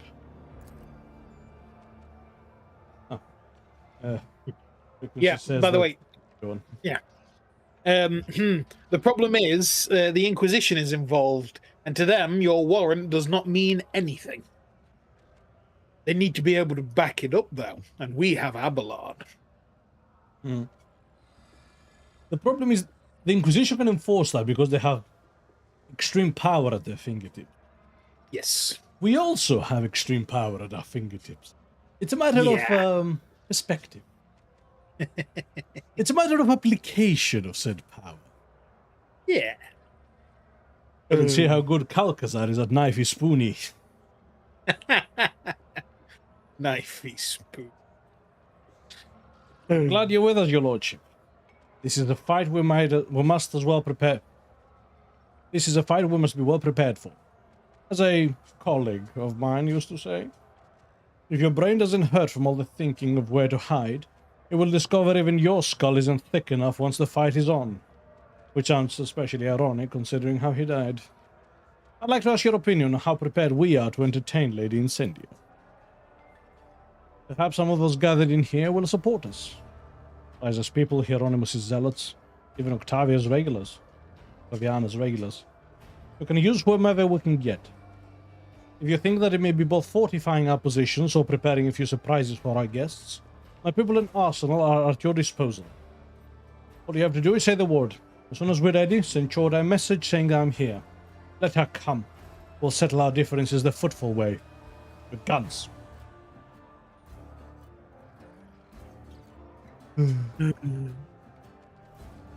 Right, first of all, I would like to make a deal with the Kazbalika. Regrettably, your lordship, I have nothing to offer you at the moment. My access to the assets you're interested in has been temporarily restricted. It's going to take putting a bullet through a couple of heads for me once again to be able to offer an adequate range of merchandise. Ah, we cannot reach the limit of what he was offering? Yeah. I wonder if that's why. So if we side with him, the Kazbalika catalog is going to expand. Ah, But maybe the interesting. Drusians won't. Ooh. Interesting. I'll go take a look around. Ladame nods attentively, then looks down on her data slate, showing a map of the station system. She scrutinizes it with a pensive expression. Also, we actually reached voter level 5. Oh, nice. How did that happen? Oh, we got that a while back, actually. Oh. Cool. We're definitely a radical. Yeah. Oh, you know, I always enjoyed the turtles. And they were radical dudes. Cowabunga! This guy. The Emperor protects Yangon Valancius. What has brought you here? Perhaps you would like to confess? Repentance is the first step on the path to redemption. I'd like to see the Drusian relics. I would never refuse. Okay. The, his thing, yeah, it also only goes up to 31. Also, dragon scale power on. The Undertaker. What the hell is that? Blame him with a chainsaw. Oh. Cold-blooded? What's that? Two-handed? Oh, it's a sword. Okay. Yeah, it looks very weird, doesn't it? Yeah. Or power armor. Whereas attacks with heavy weapons cost less AP. Probably really good for Argenta. Righteous Justice is a 200 power sword, which is cool. 200 flamer. Yeah, but I believe... Oh, we do have things to give them. Yeah.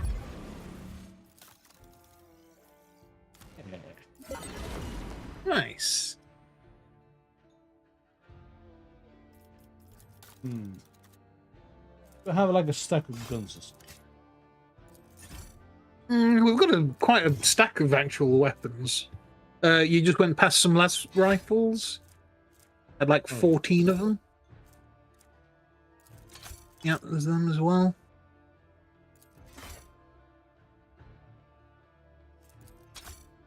Carbines. Oh, you just went past another one as well. Go up. Las pistols.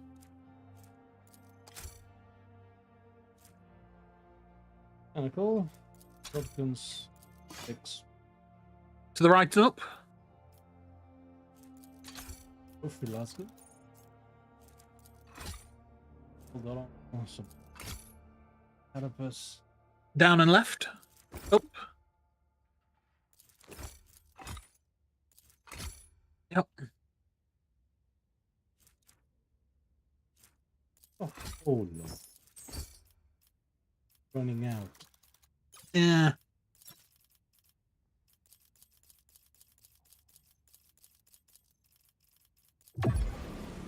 Pushes the gate.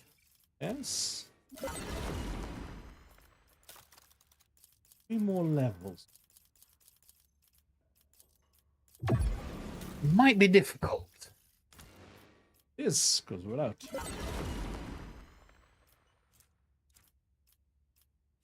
But I got most of them. But anyway, we definitely want him on side. Yeah.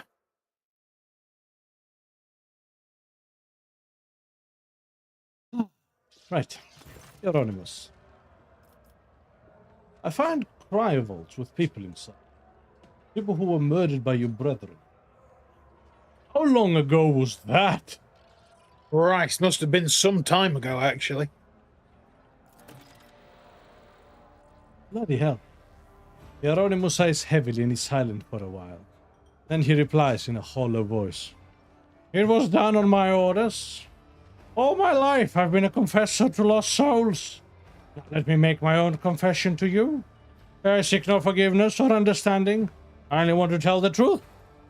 Aspes Bastalchora had imprisoned her heirs in those cryovaults to stop them from challenging her authority. Incendia was among them. My fellow faithful chanced upon these ice crypts. Aspes's wicked design horrified them, and I thought if St. Drusus had died a martyr's death to be resurrected in faith, perhaps another could follow in his footsteps. I chose Incendia, as full of worms on her as her innermost soul woes. It had not rotten completely. As for the others, I put them to death. For thousands of years of suffering would not have been enough to cleanse the stench and rot from their cursed souls. I sabotaged Incendia's cryovault, and she spent 3 years conscious, blind, and helpless. My brothers and sisters recited prayers over her prison to plant the seed of faith in the soil I had withered. Hid the truth from Incendia and became her mentor, setting her on the path of service to his will. And that was how Incendia, the offspring of a felonious heretic, became his vengeful hand, striking down at the enemies of the Imperium, the cost of the evil I had done. Shame we did not kill Incendia too. That would have saved us a lot of trouble. Right. Brainwashing, murder, manipulation. Methods command respect.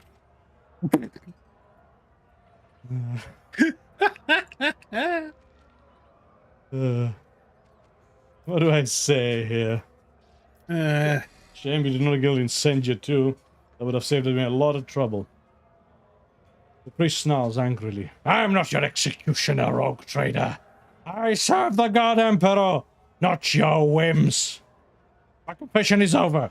I have bared my innermost self before you, and the truth concealed therein. You are free to do with it as you please. Why are you here preaching among the rebels? It is not rebels that I see. I see fools and malefactors whose weakness made them reject the law of the Imperium, who are in need of repentance and instruction. Had I come here earlier, perhaps I would have been able to prevent this heretical insurrection. And what do you see, rogue trader? See frightened people trying to save their lives. You're entirely right. But it is not their lives they should be saving. It is their souls that are truly in peril. You're harboring a pirate among your ranks. Chaplain is a deeply devout servant of the Emperor. You are as intimately familiar with human vice as him, and that is what fills his words with sincerity. His flock heeds and respects him, and as for all the hardened rascals and cutthroats who are part of their flock, or not, our doctrine shuns no one, so long as they are willing to receive its word with an open heart. The rotten souls cling together, do they, Revenant? You give penitents a chance for redemption. That is commendable. I take no credit for that. They chose that path for themselves. I merely point out the path that is open to all, and instruct those who have started their journey to redemption. For thus, Saint Russus taught us. Reverend, I want to stop Incendio. Help me. Are you openly declaring your intent to move against an enactor of the Emperor's justice? And why should I, a mentor in the faith, help you commit this act of treachery? Because her actions fly in the face of all that you believe in. That you truly believe in. Incendia's world has no patience for redemption or mercy or penitence. Would the sight of such a world please your eyes? Ooh, I think that would actually really get to him. I think it would, yeah.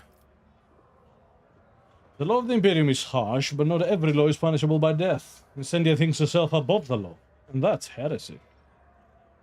That's bad. Yes. St. Drusus is a doctrine of redemption, but Incendia has forgotten all about that. What else has she forgotten? Said it yourself, no one is pure. I like 4 and 1. I think 1. Because her actions fly in the face of all that you believe in, that you truly believe in. Incendia's world has no place for redemption, or mercy, or penitence. Would the sight of such a world please your eye? Hieronymus's eyes are filled with bitter sadness. No, it would not. My way of serving him has always been different from the paths trodden by the ecclesiarchy. St. Drusus's doctrine taught me virtues that are unknown to many among the righteous, and I, in turn, taught them to my brothers and sisters. I tried to teach them to Incendia too, but she chose a different path. It is time for me to remind her of those lessons. You have banished my doubt. I will do what must be done. St. Drusus is faithful will aid you in battle. Goodbye, Revenant. Well, that was surprisingly easy, actually. Yeah. Didn't take all that much. But when you've fallen that far that your own fanatics start going... Yeah. Oh, that's what she reminds me of. Robespierre.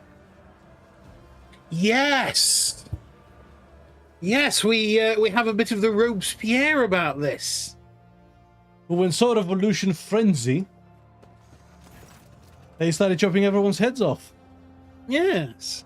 That's what it reminds me of. The imposing man, covered head to toe in scars, is hard to mistake for anyone else. You're looking at Chaplain, confessor to the late Denz Ballardo, whose funeral now seems like an eternity ago. It was over 100 hours ago now. Yep. His arms are crossed as he surveys the room with a gloomy expression. As you approach, he bows deferentially. Your Lordship, it is nice to see that St. Drusus has protected your neck from the heretics and the Xenos since we last met. Shame how it's always sad events that bring us together. The last time I was at a funeral, and now it feels like our Footfall needs a memorial service. Long time no see, Chaplain. What are you doing here? Same as always, Your Lordship. Bringing the Emperor's light to the lowly and the downtrodden. And I have my hands full here in Footfall. The station is teeming with hungry, maimed, and frightened. His large fists clench into twin mace heads. Her ladyship, Incendia Chorda, in her righteous zeal, doesn't see the atrocities her enforcers commit in the shadow quarters, using her name as their shield. I intervene whenever I can, but to be honest, I'm almost spent. Helping everyone is beyond my ability. Our fair Dence's young heiress, Adelia. A warm smile brightens Chaplain's rough features. Safe and sound in my care, you. Barely any time has passed, and I already think of her as my own, and the girl herself clings to me. She took to learning the ways of voidfaring with gusto, and she is already better at numbers than me, a true trade captain in the making. I hid her somewhere safe for now. It's a bad time for the girl to be on Footfall. She has seen enough woe and blood as it is. More than enough. What's your opinion on the situation on the station? Chaplain jerks his chin up defiantly. Honestly? Perhaps it's begun as a cleansing, but since day one it looked more like frenzy of fanaticism. Granted, people with a clear conscience have always been few and far between on Footfall. But is that a reason to exterminate everyone for the pettiest infractions? Then Drusus teaches us to bring people back to the Emperor's light and only punish by death those who've crossed the forbidden line and turned away from him irrevocably. Am I own living proof that even a thoroughly rotten scoundrel can take the path of redemption? Are we in such deep retreat from heresy that we are battling the Are we in such deep retreat from the heresy we are battling that the flamer and the noose are the only tools we have left? Shame that Reverend Hieronymus will listen to me. He's too zealous. He sees the face of vice too clearly and finds it too abhorrent. Looking at Footfall makes him sick, so he welcomes cleansing. Oh, not anymore. We've convinced him. Weakness. Oh. It's those it's three those mutants. guys. Yeah. We were in the cages, we got fed. Then we got zapped, but nothing else besides that. And we aren't getting food on top of the zapping. There's hitting and kicking and stabbing too. I want to go back to my cage. You recognize the Eldari you once freed from a local charlatan's collection. The mutant smiles gratefully with his 5 rows of teeth. Hey look, that's the noble who freed us from the cages. Your, noble ship. Thank you for your nobleshipness. Anytime. Compared to naval service, that was barely a challenge. Victory awaits. Okay. Oh. Some stuff in here. Yeah. Leftovers of pitiful food. All the effort I put in trying to prove this. That was one of my early projects, so, you know, it was not very well done anyway. What if a barricade's to be assembled out of the rubbish? Interesting. Oh.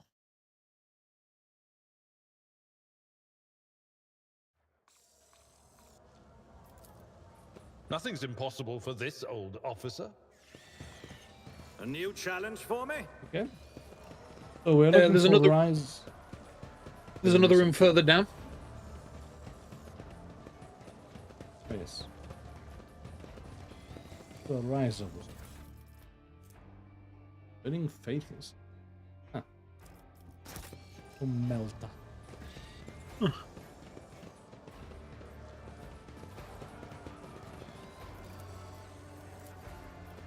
Pascal, what the hell is This this? explorator is blessed with The menu system looks eerily similar to the design of an internal scan of a fuel compartment. Someone has inserted new data into the void ship's cogitator. No, I will give the Imperium that. They make shit to last. Right. A job for me. Okay. Aviana and Ryza now. Right. Octaviana looks tired, but finds the strength to smile briskly. She pours 2 shots of clear yellowish liquid with streaks of promethium in it. Slides one towards Ryza. Let's drink to the infallible Ladyship Chorda's mercy and good judgment. Wherever they may be right now. Ryza downs the shot, grimacing in satisfaction. Quite away with words, Octi. Yes, indeed, one would hate it if Lady Chorda's ill health affected our own. Have you by any chance run into Lady Chorda's good judgment on your journeys, your lordship? The pirate laughed hoarsely. Or anything strong, Octavian? For you, always, my lord. A dusty but finely made greenish bottle with a wax seal appears on the bar. Lord Winterscale's favorite blend. So good it's not entirely legal.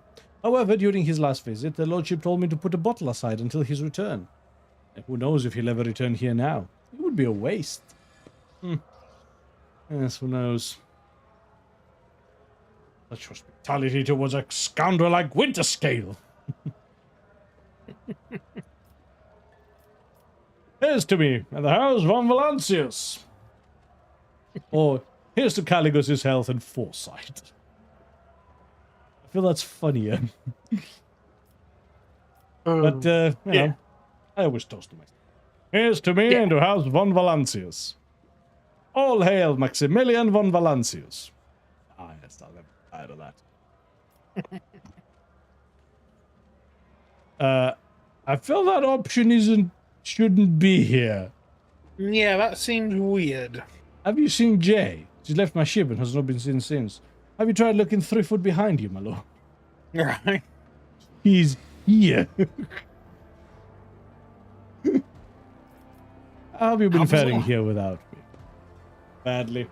Here's the thing, I suspect by this point there's so many interweaving systems and conversation trees and dialogue choices that it's basically become one big mess. Badly. But we're in no mood to lie down and die yet. There are still people who can't stand Chorda's regime and they are fighting. Sting a day, always someone new. Lade may be on the run, but he still has loyal people to him. He'd have had more if it weren't for Reverend Hieronymus. Many have fallen for his sermons and taken to repenting and confessing. He's turned so many to the faith that they don't dare touch him anymore. The old man's a force to be reckoned with now.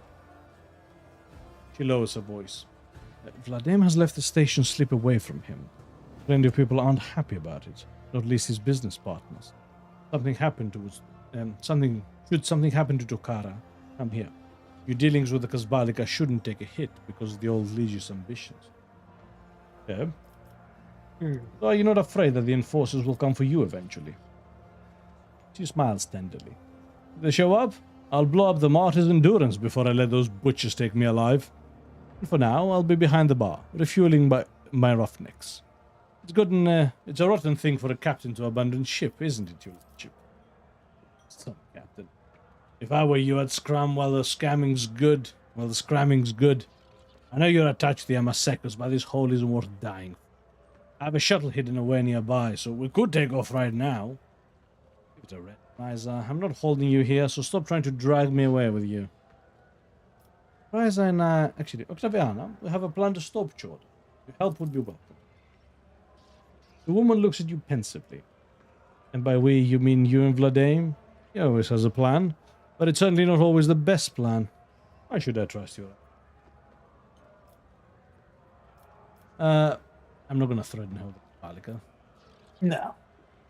Gesture at the people of the room. This is not about whose idea it is, but who we are doing it for. For the people of Footfall.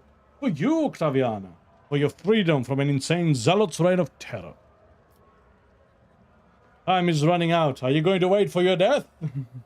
Or how about a deal? Help me and I will let you use the name for commercial purposes. The Adeptus Amasekos, favorite bar of RogueTrader von Valancius. I'm Maximilian von Valancius and this is my favorite bar in Footfall.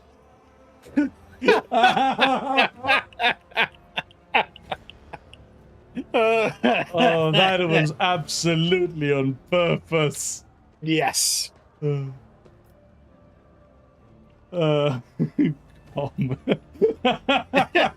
Frequencies like commerce. As much as I love that option, and as much as it's totally a reference to Mass Effect, I'm in the middle of doing a thing. I'm not just trying to win this confrontation. I'm trying to win Footfall. In order. Yes. This is not about whose idea it is, but who you're doing it for. For the people of Footfall. For you, Octavia. For your freedom from an insane zealot's reign of terror. The patrons greet your last sentence with an enthusiastic roar. Yes! That's what we're here for. Yeah. The heartfelt speech has resonated with the commoners, and it seems to have stirred Octaviana too. You certainly know how to be persuasive, your lordship. You're right. You're ready to risk your life for us, and here I am being picky like a noble offering Nutribar made of corpse starch. You can count on me. I don't have any fighters, but I do have a shipment of Xenos weapons. Lethal, but with no guarantee of quality. Figuring out how it even works is tricky enough, but that still beats the junk Vladimir's thugs are armed with. They can have a round on the house.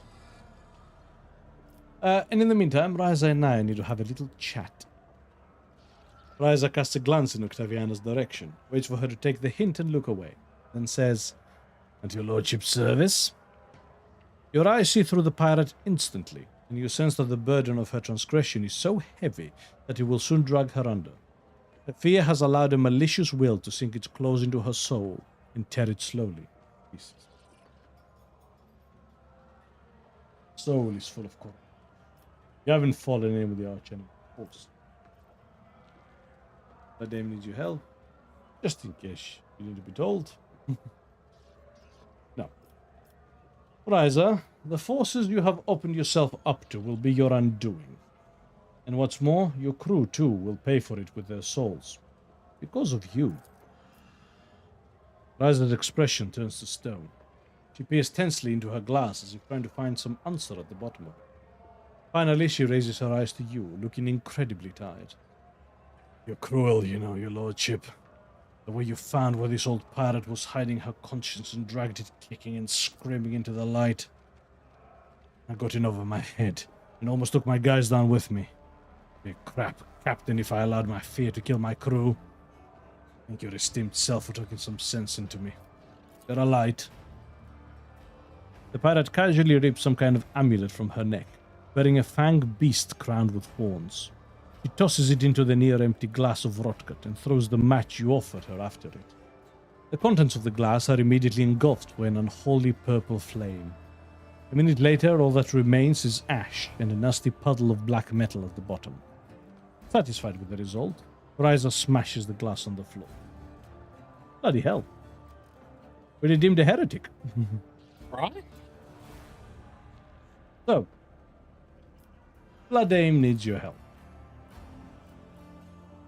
His lordship, your lordship. His so-called plan is nothing but the death throes of a cornered and condemned man who's grasping at imaginary straws. The Vakemo was once smart, shrewd and wily, but now he's simply refusing to admit he's already lost. We modest dealers are no match for a rogue trader. It would be different, of course, if we were strongly motivated, had a rogue trader on our own side. Ryza looks you straight in the eye, her meaning quite clear. So we can give a 3 profit factor. Absolutely fucking not. Not giving up profit factor even for that. Yep. Even if you're a Blood Dame, I have the means to ensure it won't be for long. Well, spoken like a cowardly crone, not the dread pirate captain. Ryza's eyes flash and she scowls. Don't talk to me like that, your lordship. Times we're living in, barely anyone in the Expanse remembers who old Ryza is. I'm not getting any respect anymore. That means they need a reminder, and they're going to get one. Oh, what a warp. My crew and I will take part in your little uprising, but don't ask me for details. Old Ryza prefers to keep quiet about the behind-the-scenes working of her insidious and sudden strikes. Any interesting wares? No. We've bought them out. Woo. All right. I think we've managed to convince everybody. I think so. We have a new contract. Last deal for people.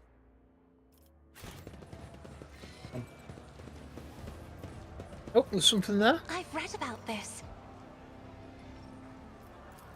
The shoddy cover will offer little protection against the well-aimed shot, but at least it will conceal the target from the shooter. Set a mine there, just in case. It's about time. Have a quick look around. And I think we're actually done. Experience. This is Nothing barrels matters more. throughout the room. Good, good, good.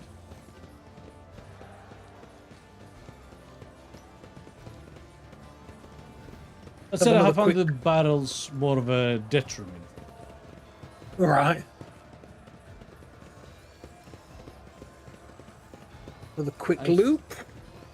Yeah, I think that's it.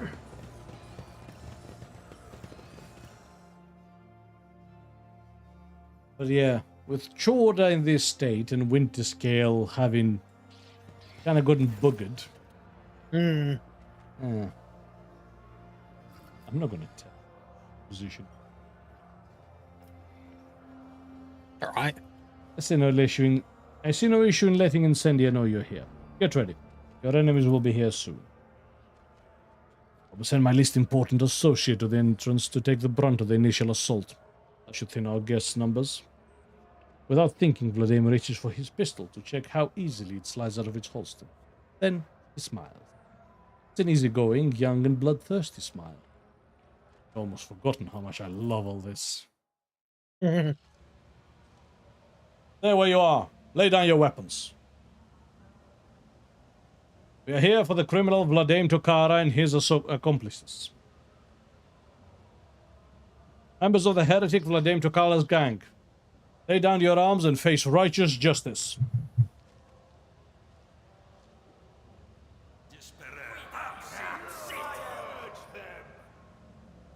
That's better. I hope you would respond to this. Enforcers, attack!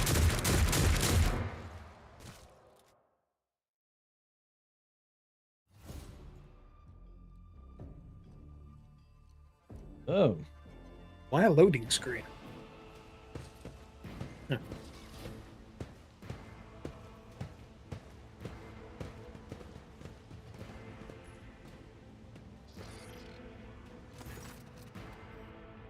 Flame rages in Chora's furious gaze as she surveys the bar. The figure seems to exude a ruthless radiance, cruel, like the scorching sun of a desert world. Rebels and heretics! I, RogueTrader Incendia Chora, master of Footfall and defender of justice, am ordering you to lay down your arms. Harsh justice awaits those who surrender, and ignoble death awaits the rest. The dame takes out his pistol slowly and says in a lazy drawl, Incendia Chora, I, Vladimir the Vakemo, am ordering you to get off my turf before I blow your brains out and throw your corpse for a loop. So, hey, whoever is right, survive, huh, Ballard? Charge! You probably won't believe this, Incendia, but none of this is what you think it is. Hieronymus, perhaps you can talk her down. It's time to lay down your arms and come to the negotiate. Or repent, Incendia. You have strayed from the path of righteousness and turned into a monster. Yes. Incendia raises her eyebrow and asks in a concerned voice, Has the horror driven you out of your mind, Maximilian? Hieronymus, I can throw Hieronymus under the bus. I have seen your thirst for blood. You revel in sentencing and executing. Are you going to dispute that? Am I lying? Your verdicts bear no relation to the codified justice of the Imperium. Your justice is arbitrary, and you are creating your own law. In essence, your own Imperium. That is heresy. Everything's heresy if you look hard enough. I know, Go with right? persuasion. Yeah. I have seen It's your more thirst a for blood. jab. You're not lying. I do enjoy it. Yep. And your verdicts bear no relation to the codified justice of the Imperium. For a RogueTrader, the ultimate crime is to reject the Emperor's protection and make their reign absolute. Become a brazen rival of God and a blasphemous tyrannical heresiarch. Incendia lowers her head and the shadows in the room seem to darken. The radiance fades from her eyes. Enough. I repent. I yearn to serve the Emperor, but exacting vengeance upon his foes was so delicious that I abandoned my duty for the sake of my own gratification. I made Footfall my house of pleasures. I was a harsh judge, not because it was what he wanted, but because it was what I wanted. I executed those his law forbade to execute. Putting oneself above the Emperor is the most terrible act a RogueTrader can commit. I've lapsed into heresy, and I must be condemned. Judge me, Maximilian. I, who have strayed, commit myself to his mercy and his harshness. I'm judging people again. I'm getting good at this. State your crimes. Arrogance was born in my heart, and it trampled over my sense of duty. I forgot the Emperor's commandments, which are as strict as they are merciful. So, none? Right. And became a bringer of death and death only. was not serving the Imperium of humanity. I was building a pitiful parody of his creation. What have you to say to your defense? I only dreamt of being a worthy servant of the Emperor, of doing his will, of punishing his enemies, of turning this corrupt and decrepit system into a place that is worthy of his light and does not diminish his greatness. I can simply banish her from Footfall. I am so tempted to execute her.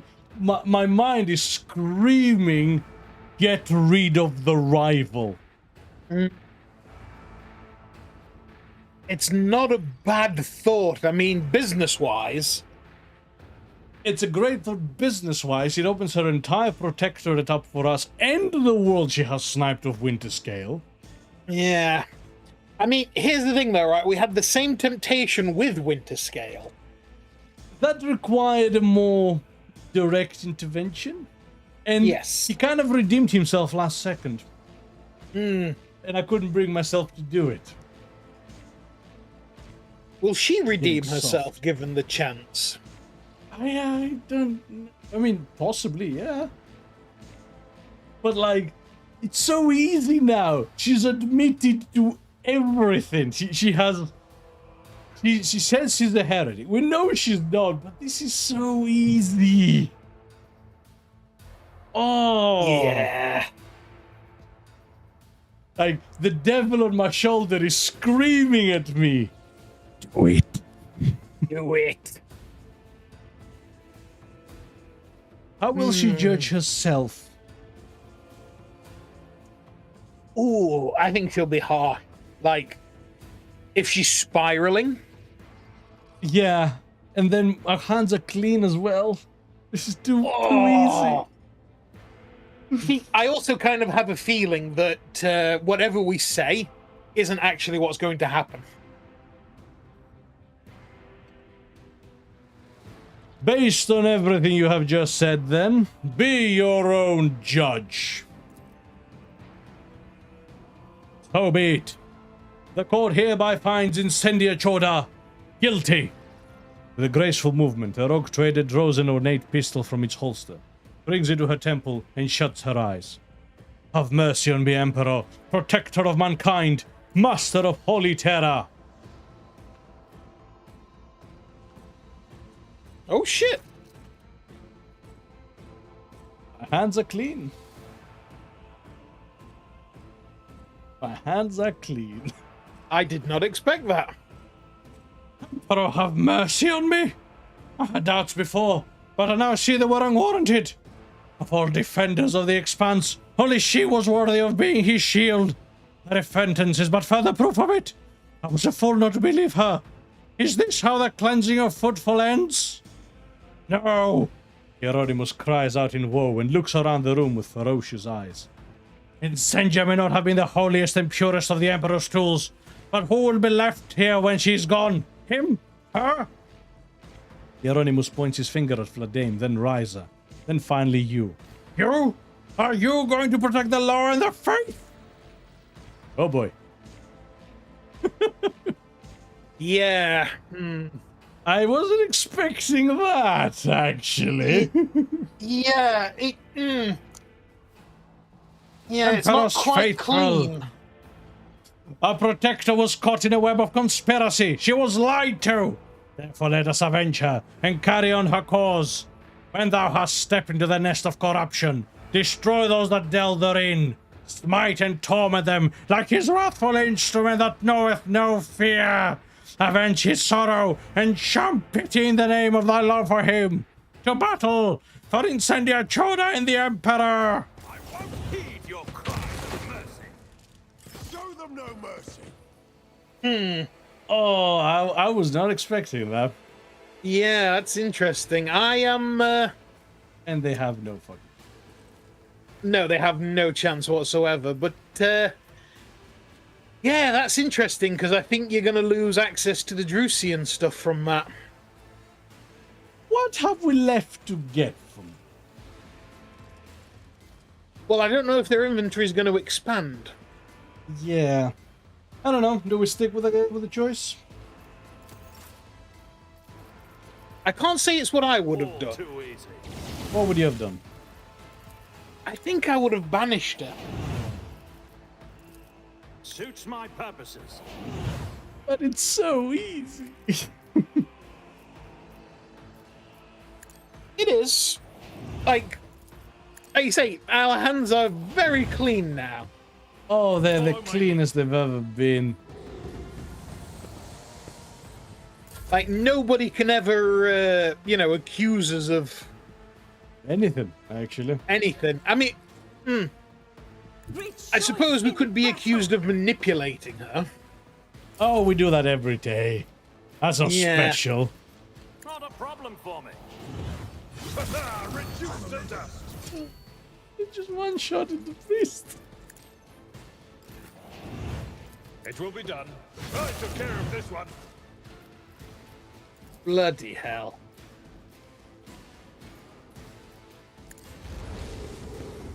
Reduced to dust. I don't know. Do you wanna? At your beck and an exemplary strike. Would you like to reload? No, we've made the decision now. Let's live with it.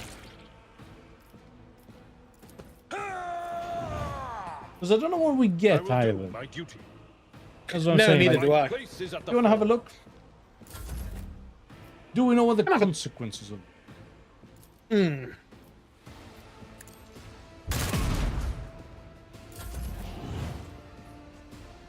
I have read tomes of military tactics.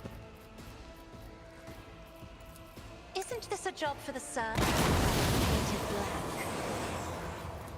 Because yeah, I'm not 100% happy, which is unusual actually. If I may, Do you get that? Yeah. Doubt is for the weak. None can escape the Emperor's judgment. We really haven't save scummed or anything this game for choices. No. Like, we've done a pretty damn good job of just maintaining them. I'll do it.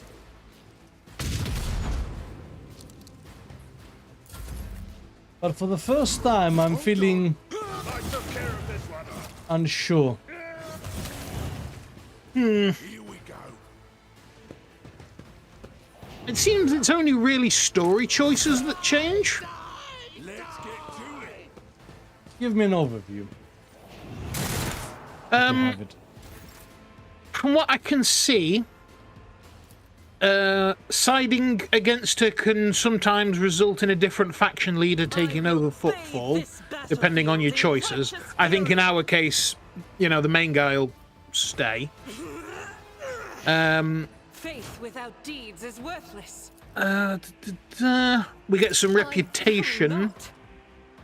for defeating I'll her do it. with the, Eradicated. other factions. And then we have to decide what to do with her body.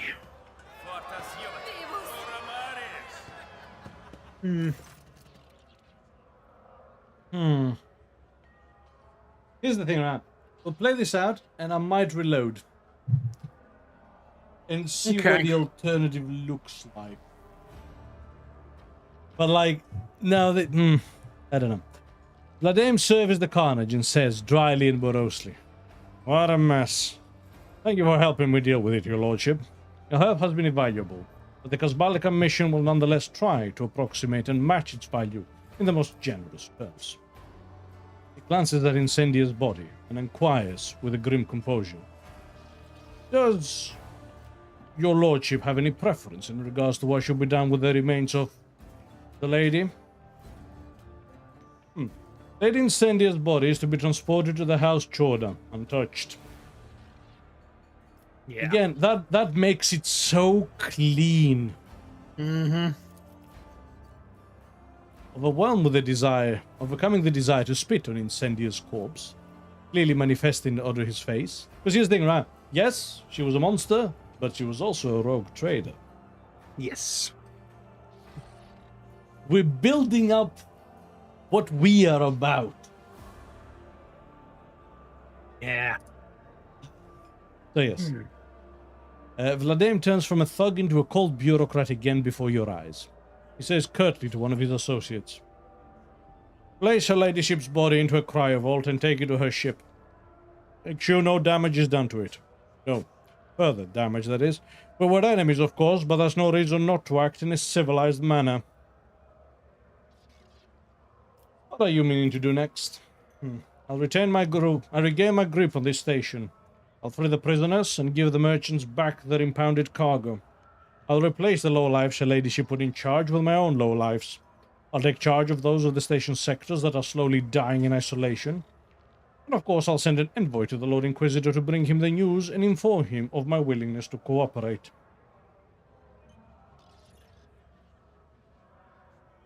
Do you realize that the way Footfall is governed must change? I understand.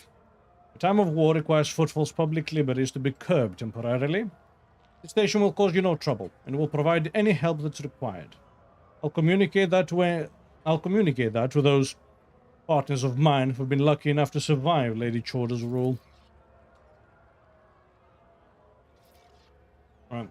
I do not want Chorda's enforcers to face reprisals. Let them leave.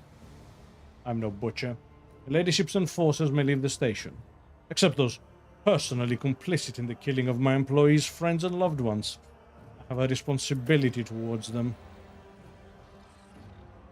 Congratulations, your lordship. You have one less rival in the Expanse. Ah. Here's the thing, right?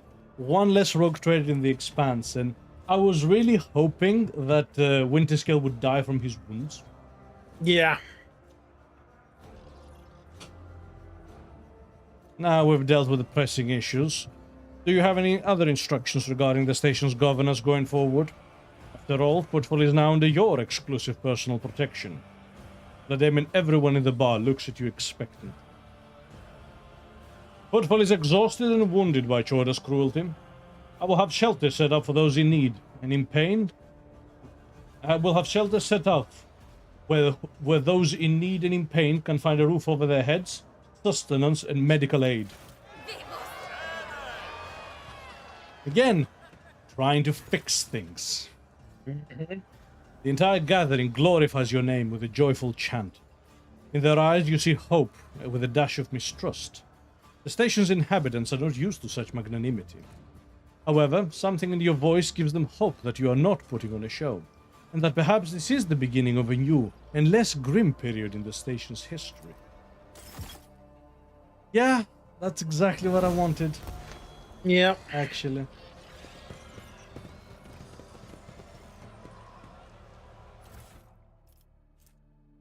Auto-striking power sword. How's that? And staff of endless flame. Old plasma pistol. Projector adapter. Stalwart boot. Phoenix gem. Medicaine carouser. Commissar's cloak. Get back in the fight. Cost 0. Archivist server skull. Another one. Yep. And a battle simulator. Right. I'm actually kind of surprised that Argenta had nothing to say about killing the priest. All right. Shadows have made their home under the chaplain's eyes. Your lordship has something to say to the Drusian mission. You can count on having my ear. Reverend Hieronymus' demise has left me, senior missionary on Footfall, I suppose. I'm authorized to speak on behalf of my brothers and sisters. Oh. Okay, that's a good choice. Yeah. So you have been put in charge. Curious choice. You'll hear no argument from me. When we lost Reverend Hieronymus, my brothers and sisters despaired. But I, hardened killer that I am, had seen my comrades die before, so I made suggestions to them at first, and then gave them instructions. In hard times like this, with so many people suffering, we couldn't afford to wallow in a puddle of grief. My brothers and sisters heeded me, and then somehow got it into their heads that I was in charge now. So I'm running things now. I'm running things till some big old reverend with a higher rank than mine shows up. Tells me to get lost and takes over. It's an embarrassment for the head of a mission to have scars all over his face, making it plain for all to see he did ungodly things in the past. I don't know. I like you. You have a good perspective that Hieronymus was lacking. He was too Yes. lost in the source. Hmm. Do you grieve for Hieronymus? I do. A grand man he was, with a strength of character that was only rivaled by the fervor of his faith. It was he who ordained me properly, not in a pirate fashion. He taught me a lot, even though I didn't always agree with him. It will be a long time before the Expanse is another servant of the Emperor quite like him. Too long. I am going to miss him. I hope I can live up to his memory and be at least half as fervent as him in bringing St. Drusus' word to those in need of redemption. Yeah, doesn't seem like anything unlocked. Mm-hmm.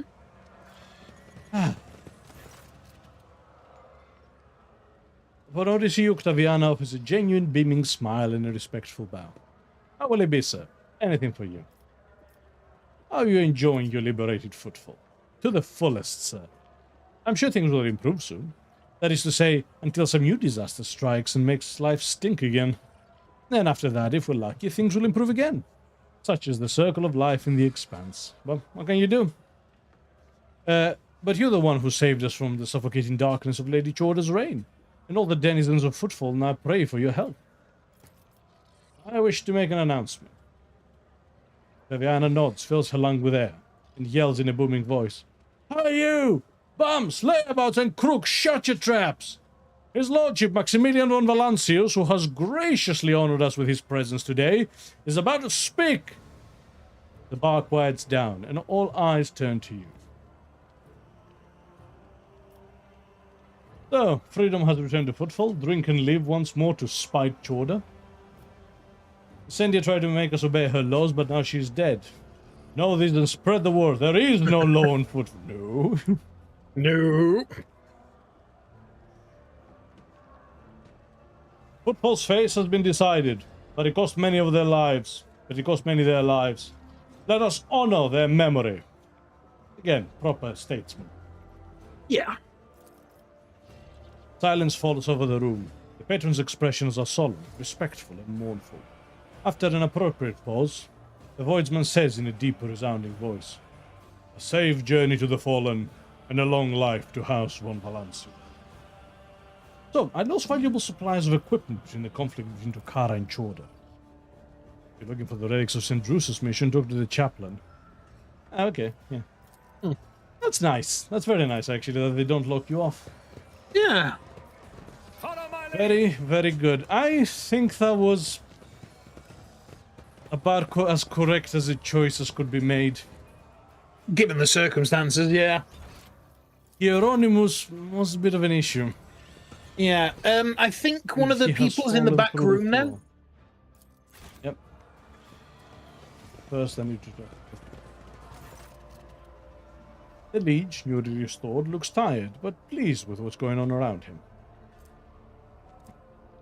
His fingers rap away at his data slate as he sends instructions after instruction. Your Lordship, is there anything Footfall can say to thank you for its liberation? How's the station going? Can see you have everything under control again? I'm only carrying out the duties imposed upon me by my position as Liege. After the House Chorda forces retreated in a hurry, it turned out that, surprisingly enough, there were unaccounted for scumbags on the station who wasted no time seizing the opportunity. I took the smartest and most useful among them under my wing, and told them I didn't want any shenanigans. As for the rest, 100 or so names were added to the grievous toll Lady Chorda left behind. Yeah. And your organization's merchandise? Ah yes, armor-piercing armor. That's nice, actually.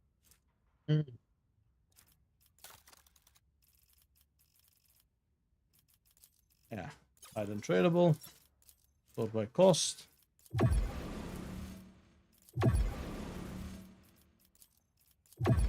Have a couple of guns. And done. Nice. We maxed out the Kasbalikans of all people. Of all people. Because for the longest time they were one of the lowest.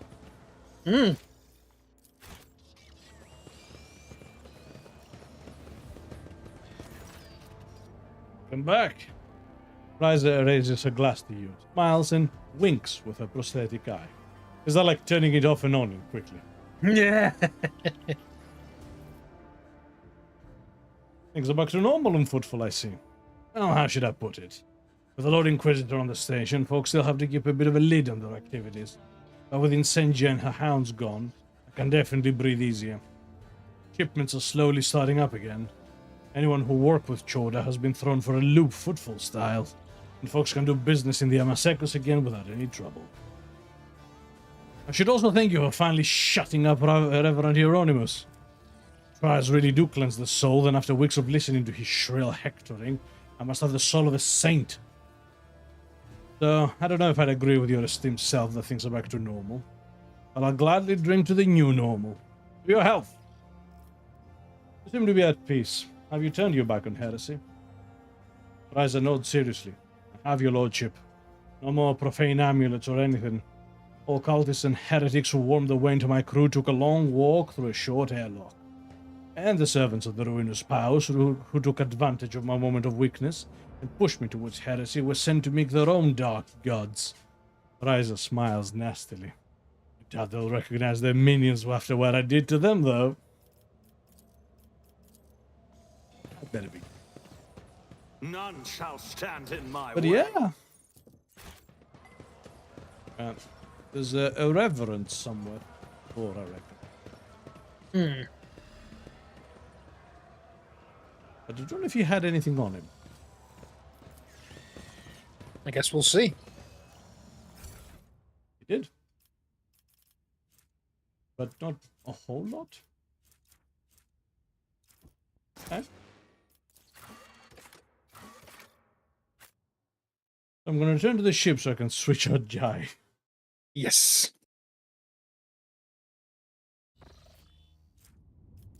Back to Footfall. Atrium. And bring Heinrichs. Good choice considering. Well, you know, I figured. I'm going to meet an Inquisitor, might as well have an Inquisitor. Yeah. That way he can't out-Inquisitor.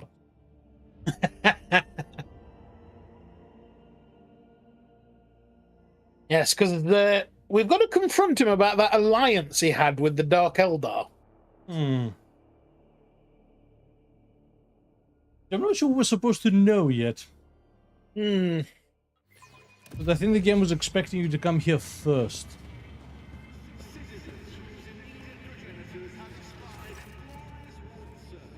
The elderly man in front of you is moving with the noiselessness of an experienced servant. He bows primly and says in a voice, "The Lord Inquisitor bade me to inform you that it will be his pleasure to see your lordship at his palace. There are matters of the utmost urgency that he wishes to discuss. He hopes you will find the time to meet with him." Who are you?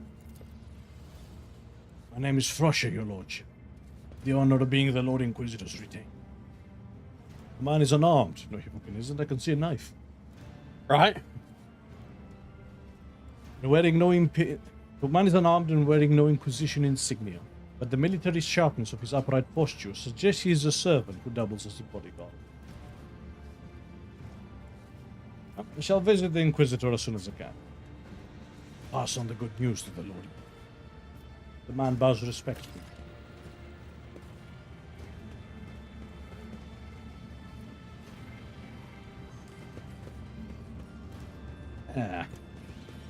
All right. I get to keep the chair.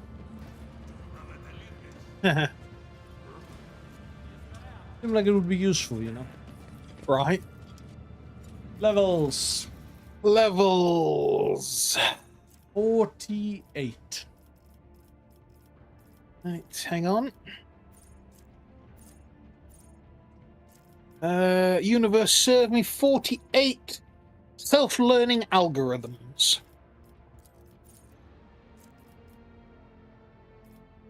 Yep.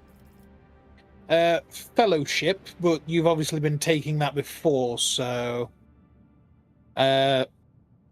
previously it recommended ballistic skill, but What does it recommend after? Perception. But I think that's to help with shooting. Yeah, reduce. Take an agility for the. I have the commander's chrono, so I don't even need agility to go first. Intelligence? Double dodge. Or Imperium logic magic. Be smart. Abelard. Abelard is 48. Exploit weakness. Yeah, I would say that, he hasn't had a chance to do his thing today, but he did. He literally murdered everyone. Yeah. And then toughness. Because he doesn't need more strength, or... It does actually recommend strength or agility for the next 2 times. Let's give some more. Pascal. Pascal, 48 is pierce the armor. Yep. And then intelligence, actually. Argenta. Argenta is there, 48. Exploit weakness as well. And perception. Cassia? Is strategic offense. Intelligence? Perception. Perception. Heinrichs, 1 level back. 47. Open engagement. And it? Yep. And carouse. Then brother in arms.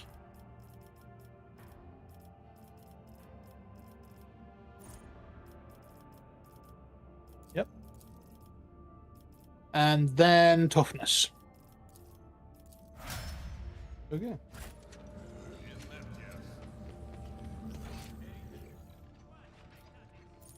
Oh, that's cool. Okay. Yeah. Let's see. I'll lay claim to the stars.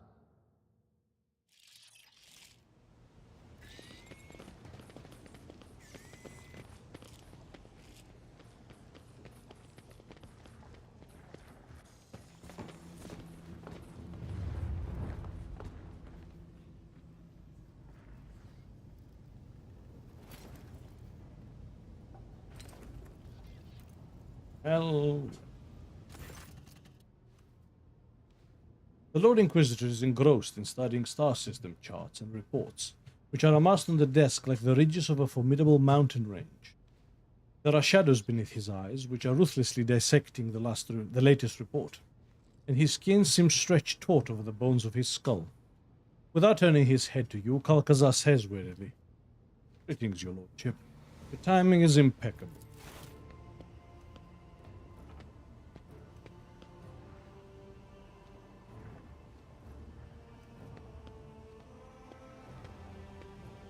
Yes. An aged servant with the bearing of a veteran approaches the two. In a precise movement, he replaces the untouched cup of cold recap in front of the Lord Inquisitor with a new one, lightly steaming. Do I not get recap? Heinrich silently nods at Kalkazar, who responds by ever so slightly bowing his head. There's the option to ask for it. We actually can't. Oh my god. Oh, that is fucking brilliant. Yes. Brilliant. What? No coffee for me? What is it with you and recap? I like recap. What's it to you? Hospitality is not the Inquisition's forte, it seems.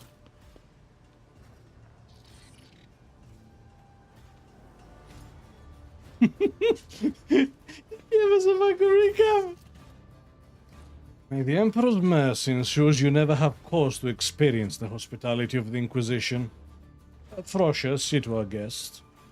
Balcazar's voice seems to endow the servant with a phenomenal ability to move instantly through space. A cup of recaf appears in front of you before the sound of the Lord Inquisitor's voice dies away. Ah, finally. Balcazar notices Argenta and inclines his head with a dignified air. Sir? The Battle Sister's eyes gleam as the Lord Inquisitor addresses him. May your path be blessed. It is gratifying to see that the trials endured by the Expanse have failed to extinguish the flame of your fortitude. All right. His nose out of your hair, out of his mouth. The tongue of his boots. Lady Navigator, Cassia Tisifia Evriela. Ah, never heard of her name before. I just called her Cassia. The Lord Inquisitor's lips curve into a thin smile as he catches a glimpse of scarlet eyes. I hear that House Ocelio is going through a difficult time. Change is coming. I sincerely hope it is for the better. By the way, Frequency said, get the recap! Your colors, Lord Inquisitor, are as rich as they are multifaceted. I've never encountered anything like it before. Unclouded hues flowing from one to the next. Amazing harmony. Amazing and frightening. Cassia raises her chin and nods demurely. That a man of such status and talents has taken an interest in the well-being of a Navis Nobilite house is a great honor.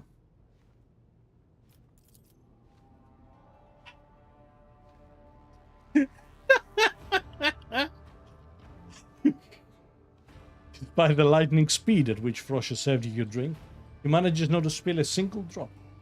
The taste of the recap strikes you as a perfect match for the palace's new master. Brutally strong, and burning with a sharp hit of precious aromatic spices. Ah. So, Frequency says, now as someone with Italian genes, if that recap isn't perfectly done, double espresso, the Inquisitor shall be servitorized. He gets it! The man gets it! It's you Mediterraneans, that's the problem. I like our coffee, fuck you.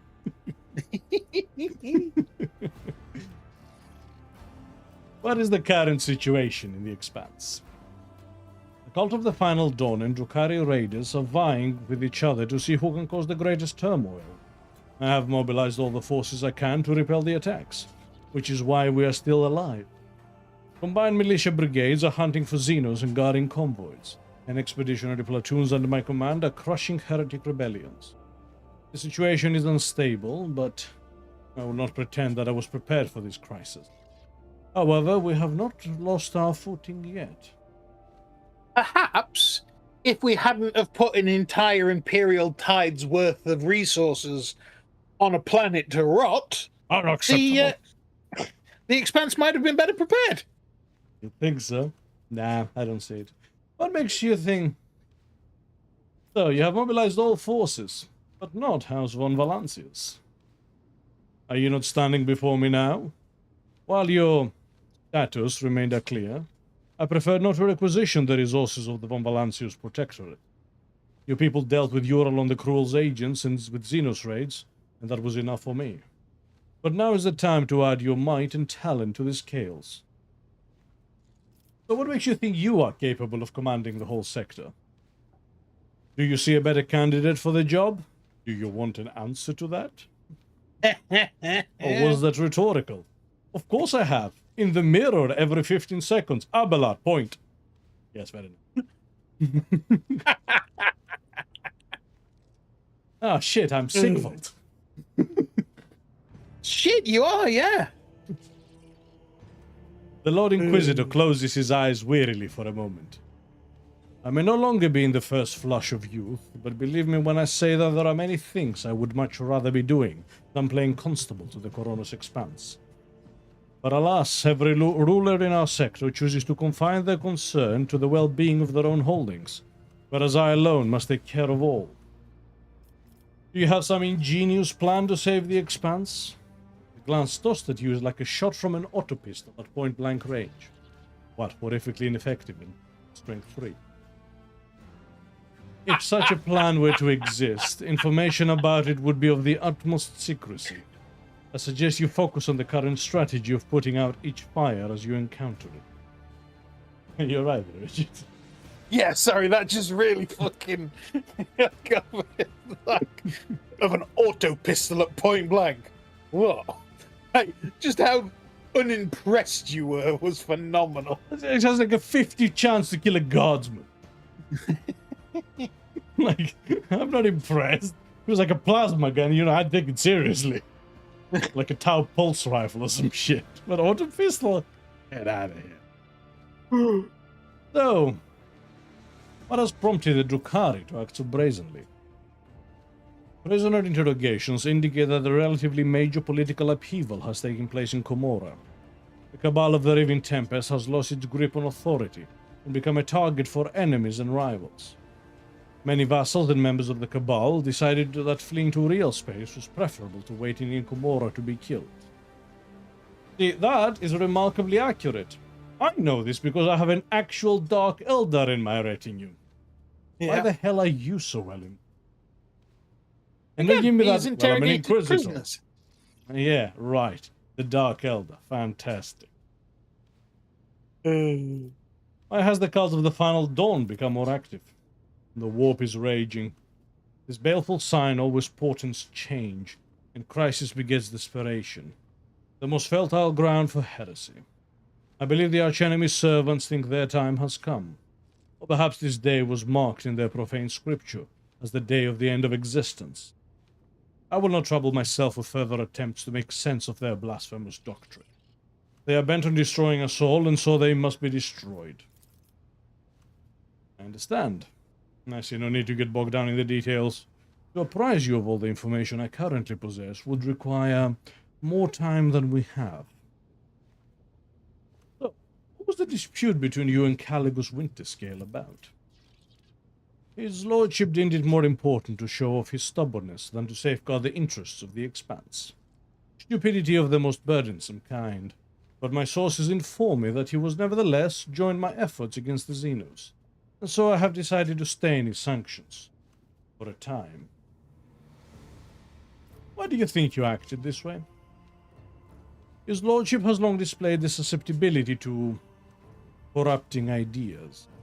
His loss of interest in managing his protectorate and his appetite for violence drew my notice some time ago.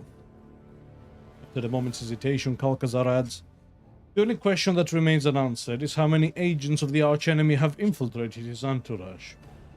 Well, one for certain. Yep. Did you try to discuss this with him, or did you immediately send Incendia on him? The Inquisitor's jaw hardens. Despite the impression I may have created, I'm not a schoolmaster obliged to rein in misbehaving rogue traders. Caligos rejected the call to fulfill his duty to the Emperor. What discussion was there to be had? Well, for instance, that he was under the influence of ruinous powers, and I was able to put a stop to it because I actually talked to the man. How curious. When this is all over, I will certainly call you as a witness at Caligos' trial. Together we will decide how best to handle him while ensuring the safety of the plans. So, are you aware of the changes Incendia has wrought on Footfall? Surely. Her ladyship has done me an invaluable service by taking on the task of instilling order on the station. Though her style of leadership seems unnecessarily brutal to me, on the whole her actions have not exceeded the bounds I set. So if you think it was unnecessarily brutal, why not intervene? Firstly, I entrusted her task to her ladyship, and she is executing it competently. Second, Maximilian, are you unaware of what I am striving to do here? At present, I am trying to prevent the deaths of billions, yet you asked me why I am not choosing to save hundreds. Because hundreds are part of those billions, and they didn't need to die. Right. You know what this is? The Imperium is that meme of that guy shooting the guy behind him. You know, why did the ruinous powers do this? Yes, that is absolutely what it is. Ladies, yes. Frequent. Nice. Well, I did put an end to her dictatorship, for the record. The Lord Inquisitor does not appear aggrieved at the news. As I understand, this was a private confrontation between two rogue traders, yes? As such, I hope your house will reach a reconciliation with her ladyship's heir. You have not hindered my plan. Lady Incendia purged Footfall sufficiently that I was not distracted by them. So, incidentally, I actually escaped Comora, where I was held captive by Xenos. He raises his eyebrow, impressed. You escaped from the Dark City, a feat that few have accomplished. Truly, I congratulate you on an exceptional performance, and I won't even mar your triumph by telling you that the Inquisition will of course be watching you very closely henceforth. I sincerely hope that your grand escape was no part of a Xenos' devious machinations. Speaking of devious machinations, one of your acolytes, Melina, accused you of cooperating with the Xenos. I would remind you that the particularities of the Inquisition's work lie far ahead of a rogue trader's purview. But, given the circumstances, yes, Acolyte Lichtenhardt's words are true. It has been several years since I established contact with the Drukhari. They informed me of upcoming raids, and I thwarted them. I kept the Expanse safe while the Xenos were absorbed in their internal squabbles, which are of little interest to me. Strictly speaking, one might regard my actions in this situation as unorthodox at the very least. In reality, however, they are undoubtedly beneficial. Acolyte Lichtenhardt has demonstrated her inability to surmount the bounds of convention, and had she been in my position, the Expanse would have likely already fallen under the blows of the present crisis. Fortunately for you, she is not. And the Drukhari, drained by their power struggles and bereft of their best raiders, can do nothing more than to run from my fleets. Both fleets. Heinrichs, I have to say I am disappointed by how easily information pertaining to the Expanse's security reaches the ears of those who should not be privy to it. This will be noted on your record. Would you care to put my concerns to rest and tell me that Melina is not out there running amok around my sector and continuing to sow unrest? In response to Kalkazar's question, Heinrich's eyes narrowed, smoldering with anger. Melina is dead, by my hand. Indeed. Well, I hope I can continue to trust you to know when a useful resource is finally exhausted and must be disposed of. Your Lordship, I hope it goes without saying that I would appreciate you not spreading dangerous and misleading rumors going forward, and keeping the content of this conversation private. Given the current state of affairs, I would have to treat such actions as subversive. So I thank you in advance for your considerate silence. What a prick. By the way, I can still hear myself read. I don't know how. I don't have anything playing. You know, maybe it's coming through your head. Maybe. Are they particularly... Anyway. Yeah. So what help do you want from me, Kalkazar? Proscia, if you please. The Inquisitor nods imperiously at the servant, who draws some kind of remote control from his pocket. All sounds whose sources are more than 3 meters away fade to nothing.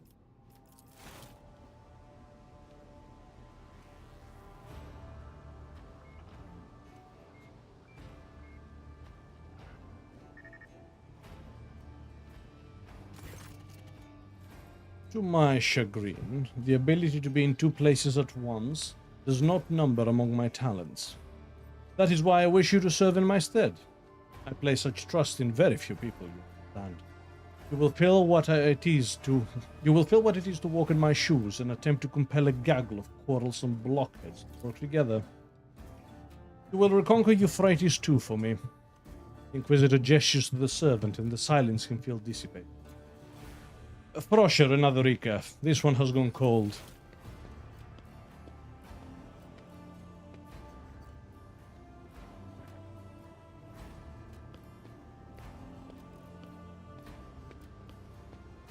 He fucking sits there wasting coffee. Pascal, the ultimate crime, is a heretic. Only a heretic wastes coffee. Pascal jerks his head, clearly recognizing the name Kalkazar just uttered. Oh? Oh, Euphrates too, yes. Abelard stifles a grunt of displeasure. His muttered pitched for your ears only. Reconquer Euphrates 2 for me. This Esteemed Lord Inquisitor has done away with all pretense and politeness now. His orders no longer come with even the veneer of a request. So, is he your valet or some kind of Inquisition assassin? Why can't both be true? Roche has been a member of my retinue for 50 Terran years, and the person in my entourage who comes the closest to being my confidant.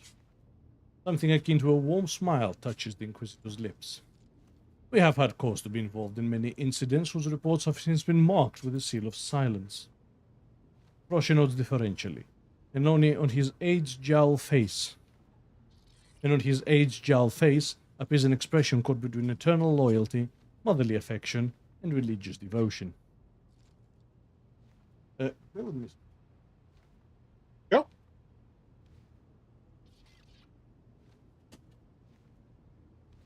That's fine.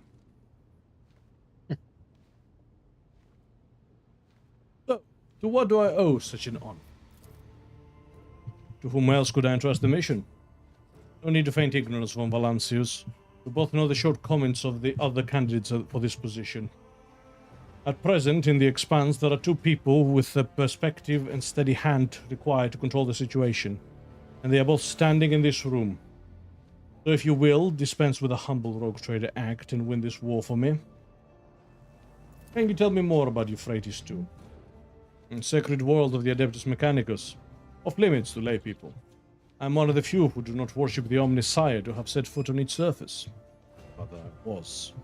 Now it is crawling with unbelievers. The despicable word-bearers attacked and captured Euphrates II, and the cult of the Final Dawn brought an entire horde of heretics to the planet. Registering a Sanctity Alpha priority mission. The scourge of corrupted misbelievers reigning over blessed workshops filled the Omnisire's faithful with anguish.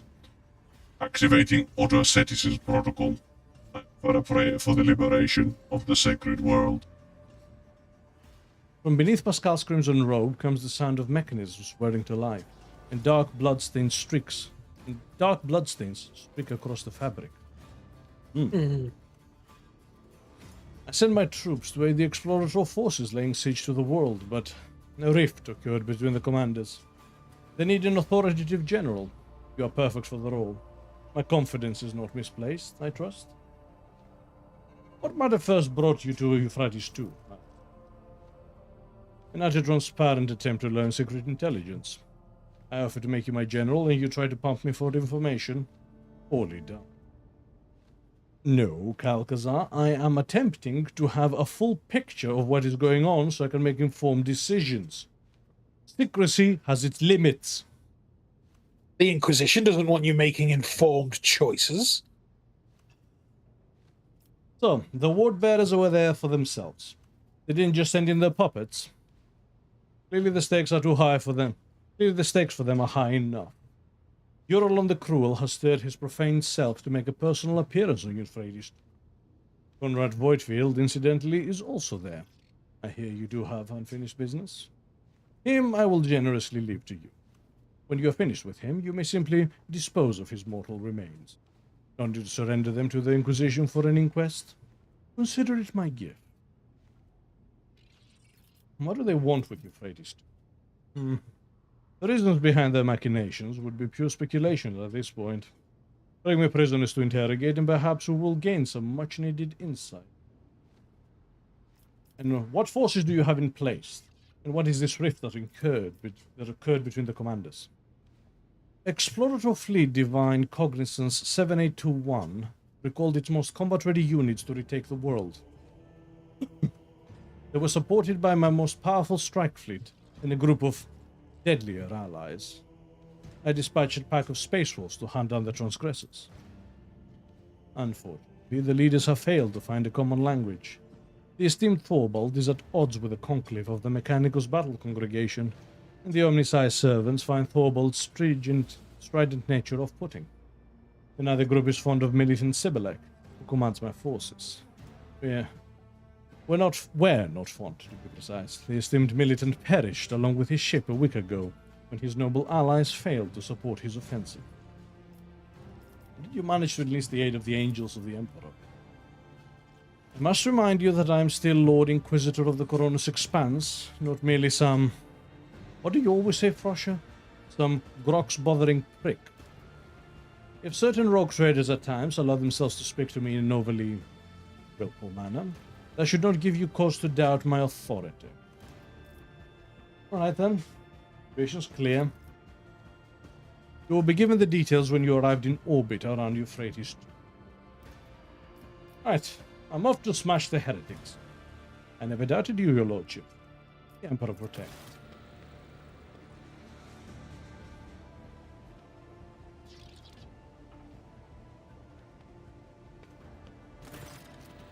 Alcazar nods at the paper that his servant has deferentially delivered to the table. This document attests to the extraordinary power you have now at your disposal. I'm counting on your success, Maximilian.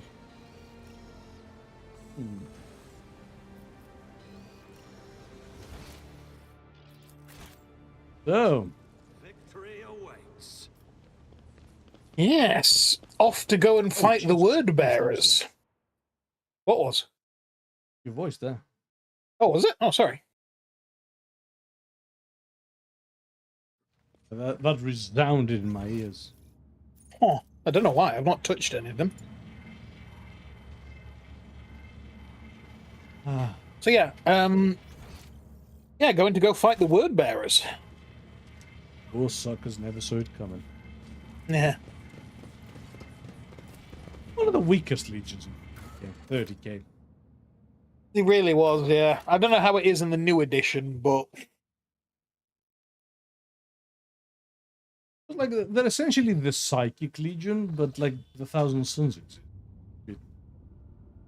yeah.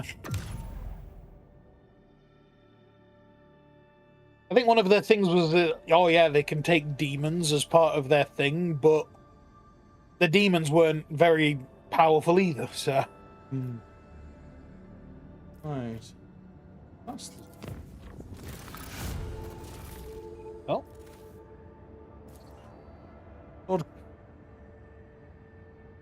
Lord Captain reporting. Shortly before our departure from Footfall, a group of messengers in luxurious garbs delivered a strong box and several chests bearing the insignia of House Ocelio on the ship. I suppose the use of gold-clad servants instead of servitors was an extravagant attempt by the navigators to draw the attention of the RogueTrader.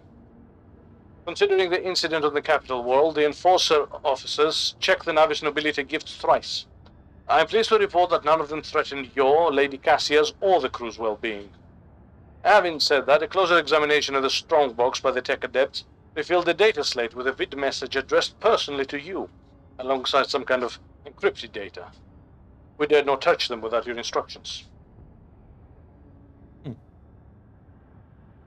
What vid message? Show me. As you command, Lord Captain. Vigdis issues several orders, and the vid screen on your personal cogitator springs to life, the machine innards rumbling happily. RogueTrader. A familiar piercing voice comes from the cogitator's vox system, and you see a bloated face with sagging skin and a gaping hole where its nose should be. We, the great Regent Aronto Ocelio, send greetings and hope this message finds you in good health.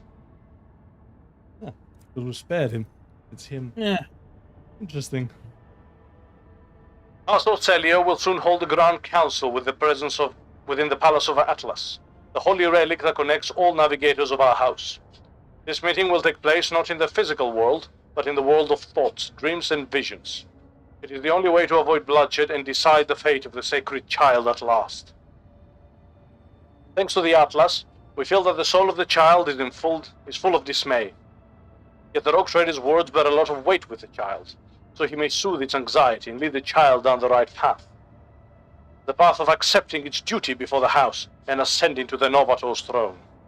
I hope you consider my offer, Maximilian von Valancius, for it is in your power to not only strengthen the bond between our dynasties, but multiply your riches at the same time. The gifts accompanying this message are but an insignificant part of the great Regent's gratitude. May the God Emperor protect us all. The vid screen shuts down, and the Voxmaster breaks the silence. I am told the message has been relayed to your cogitator, Lord Captain. I hope the data did not get corrupted during the playback of delivery. Or delivery. Decode I've the grown tired encrypted of hidden... House. I've grown tired of House Ocelio. Throw the data slate in the plasma reactor. They got the encryption hidden in the data slate. Yes, Lord Captain. Big Dis falls silent, and the Vox transmission fills with scratching of a cogita quill and rustling of papers. A message your server skull has been sent to the Omnisci servant compartment. Once the data has been decrypted, I will notify you immediately. That will be all for now. God Emperor protects, Lord Captain. Lord Captain, multiple critical systems are failing throughout the vessel. Half the compartments are no longer responding. The ship is falling apart. We request your lordship's presence on the bridge immediately. Oh, balls. Gene stealers? Gene stealers. Gene stealers. What else could it be? Right.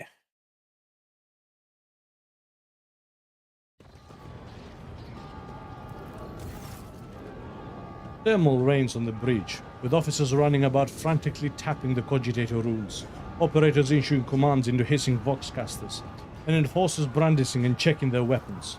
Only the Master Helmsman looked curiously unperturbed. Bravo's ever-scowling face clearly cannot hold any more grim dissatisfaction. Glad you made it here in one piece, your lordship. The crew is running the ship's damage control procedures. The situation has been recorded in the ship's log as critical. Mr. Sauerbach and I are temporarily in charge of the bridge. I'm organizing the technical staff while Jocasta musters the enforcers. The Honorable Vox and the Infernus Masters have departed for the affected compartments to take charge of their subordinates, but remain present on the Vox line. Okay? I wish to know what disaster has befallen us. Your comm bid springs to life. Infernus Master speaking. There have been several large explosions throughout the ship. A cascading blackout has knocked out lighting, transportation lines, air filtration, and heat control assets across the system. Across the entire vessel. Multiple fires detected. All Infernus Guild's forces have been deployed for emergency repairs. We will save the ship, no matter the cost. Right now, we are blind, unpowered, defenseless, sick and spittoon drifting through the abyss. The total volume of outages was nearly enough to turn us into an adamantine casket. The crew has suffered heavy casualties due to explosive depressurization, loss of air supplies to compartments, multiple fires, and failures in the transportation systems. The numbers are getting worse by the minute. Accident or sabotage? While we do not know this for certain, I am convinced that we have been attacked from within. We are now more vulnerable than ever. Her voice is followed by a hiss from the Voxcaster. It might have been a chain reaction caused by accidental failure. The ship is old, that sort of thing can happen.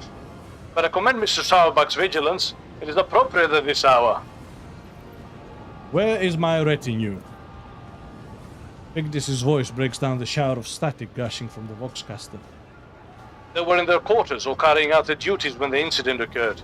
Immediately after the emergency meeting, I will summon those you request to the bridge as escorts. Yep. I think the last part of the Void Shadows DLC is about fine. Yep. Where is the high factotum? At the time of incident, Dan Rock was at the freight line inspecting warehouses. He has not been in contact since. We are assuming the worst. Must come up with a plan of action. Already put together a priority order for the repairs of the critical systems, but many bays have descended into bedlam and riots, making the work difficult. People are terrified and they think they're about to die. In addition, some decks have become inaccessible. The trapped crew members' time is running out. Sadly, the optimal survival strategy for the vessel does not include the survival of those poor sods.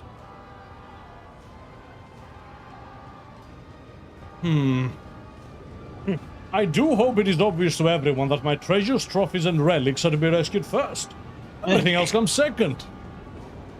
I think You can be such a prick. you really can. Ugh.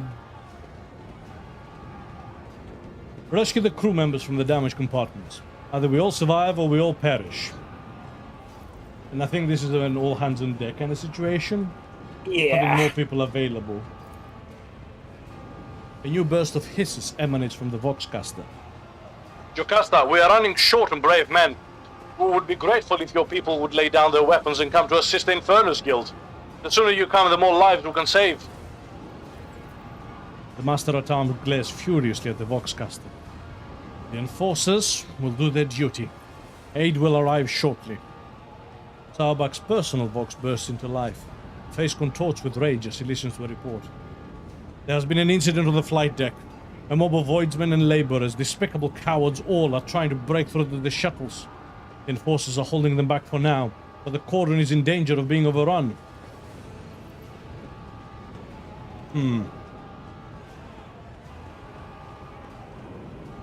So, tell them to have my permission, gather them all in one compartment, and seal it and vent it into the void. Seal the doors and mind that. Oh, that's like taking on the extra. Now, let them go. I will stay here with those who still believe in our success. Taba grits the teeth and hisses into the Vox. Let them through. Remove the cordon. Provide enough oxygen, water, and rations for 8 watches, and nothing else for those traitors. Bravo shakes his head, gazing intently at the vid screen of the cogitators. Pressure's dropping. Bridge ventilation system is completely busted, Lord Captain. I humbly request that you move to the officers' deck, where the emergency headquarters are to be established.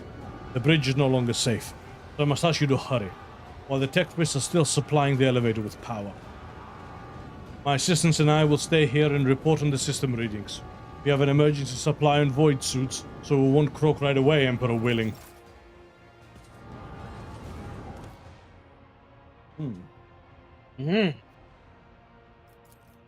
Alright.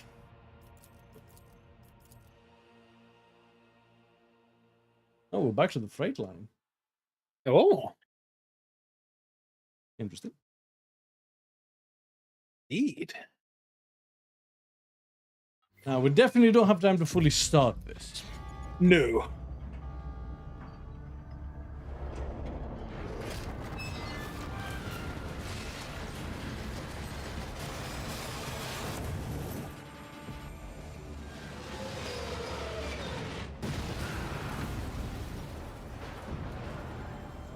What emergency brakes? Right.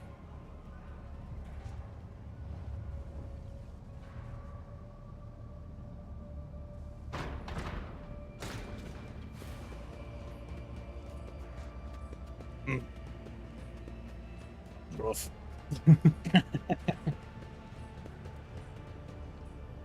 I have an excuse. Ulfa, what's yours? The elevator shaft has expelled you into the dim of the emergency lights. The smell of promethium and burnt flesh only adds to the nausea, confirming that you have suffered a concussion. Your elbow is twisted at an odd angle, and your body is racked with pain. But there is a silver lining to all the agony. It means you are not dead yet. It's a miracle you have survived. Guide rails lie in a twisted pile on a crown of shattered plastic. The elevator was equipped with safety devices meant to stop the cabin inside the shaft, but at least half of them failed. Your fall was no accident. Let's reset the shoulder. The bone scrunches unpleasantly, and a sharp pain pierces your arm, but you manage to reset the elbow. It has swollen, it still looks worrisome, but at least you can move your arm now. Look around. Smoke and darkness limit your vision, but judging by the stench of rust and unwashed bodies, you are somewhat on the lower decks. You can hear the crackling of flames, groans, screams, and the rumble of falling beams coming from the distance. The disaster has not spared this compartment. Contact the bridge. The comm bead emits only an intelligible hissing. Either it was damaged in the fall or the communication lines have failed. Well, we can but move forward. Next time. Yes. Dragon Balls. Actually, let's level up Ulfa before we finish. Yes, I was going to say. 47 integrity. Sure. Pretty sure we got that last time. Oh, 48 then, sorry. Exploit weakness. Yeah. Integrity. Oh, And agility. agility. Apparently so. There's a very weird selection of stats. Doesn't he just? Anyway. And with that, All right then. we have saved Footfall from itself, really. And Yes. secured the loyalty of so many people. And we have removed a rival. And we have removed a rival in a most elegant manner. Now we shall just However- have to capitalize. Yeah, on the way back, I think Gene Stealers have done a number on our ship. And before we embarked on the last chapter of Void Shadows, we must take it. Yes. However, we shall return tomorrow evening. So if you would like to join us then, please do so. For everything else, if you'd like to watch back our VODs, please check out our YouTube channel at the R&D Experience. And we also have a Twitter and Blue Sky handle at the same name. So join us on there to be updated on what it is we're doing and when. And I think that's everything. It's, again, a well-ordered session this week. Yeah, actually had a good middle, start, middle, and end. Yeah. Fantastic. No. Nice. Frequency Right. bids us adieu. Indeed he does, and thank you very much for joining us. And we will And, see you yeah. tomorrow. See everybody tomorrow. Bye, guys. Have a good night. Night.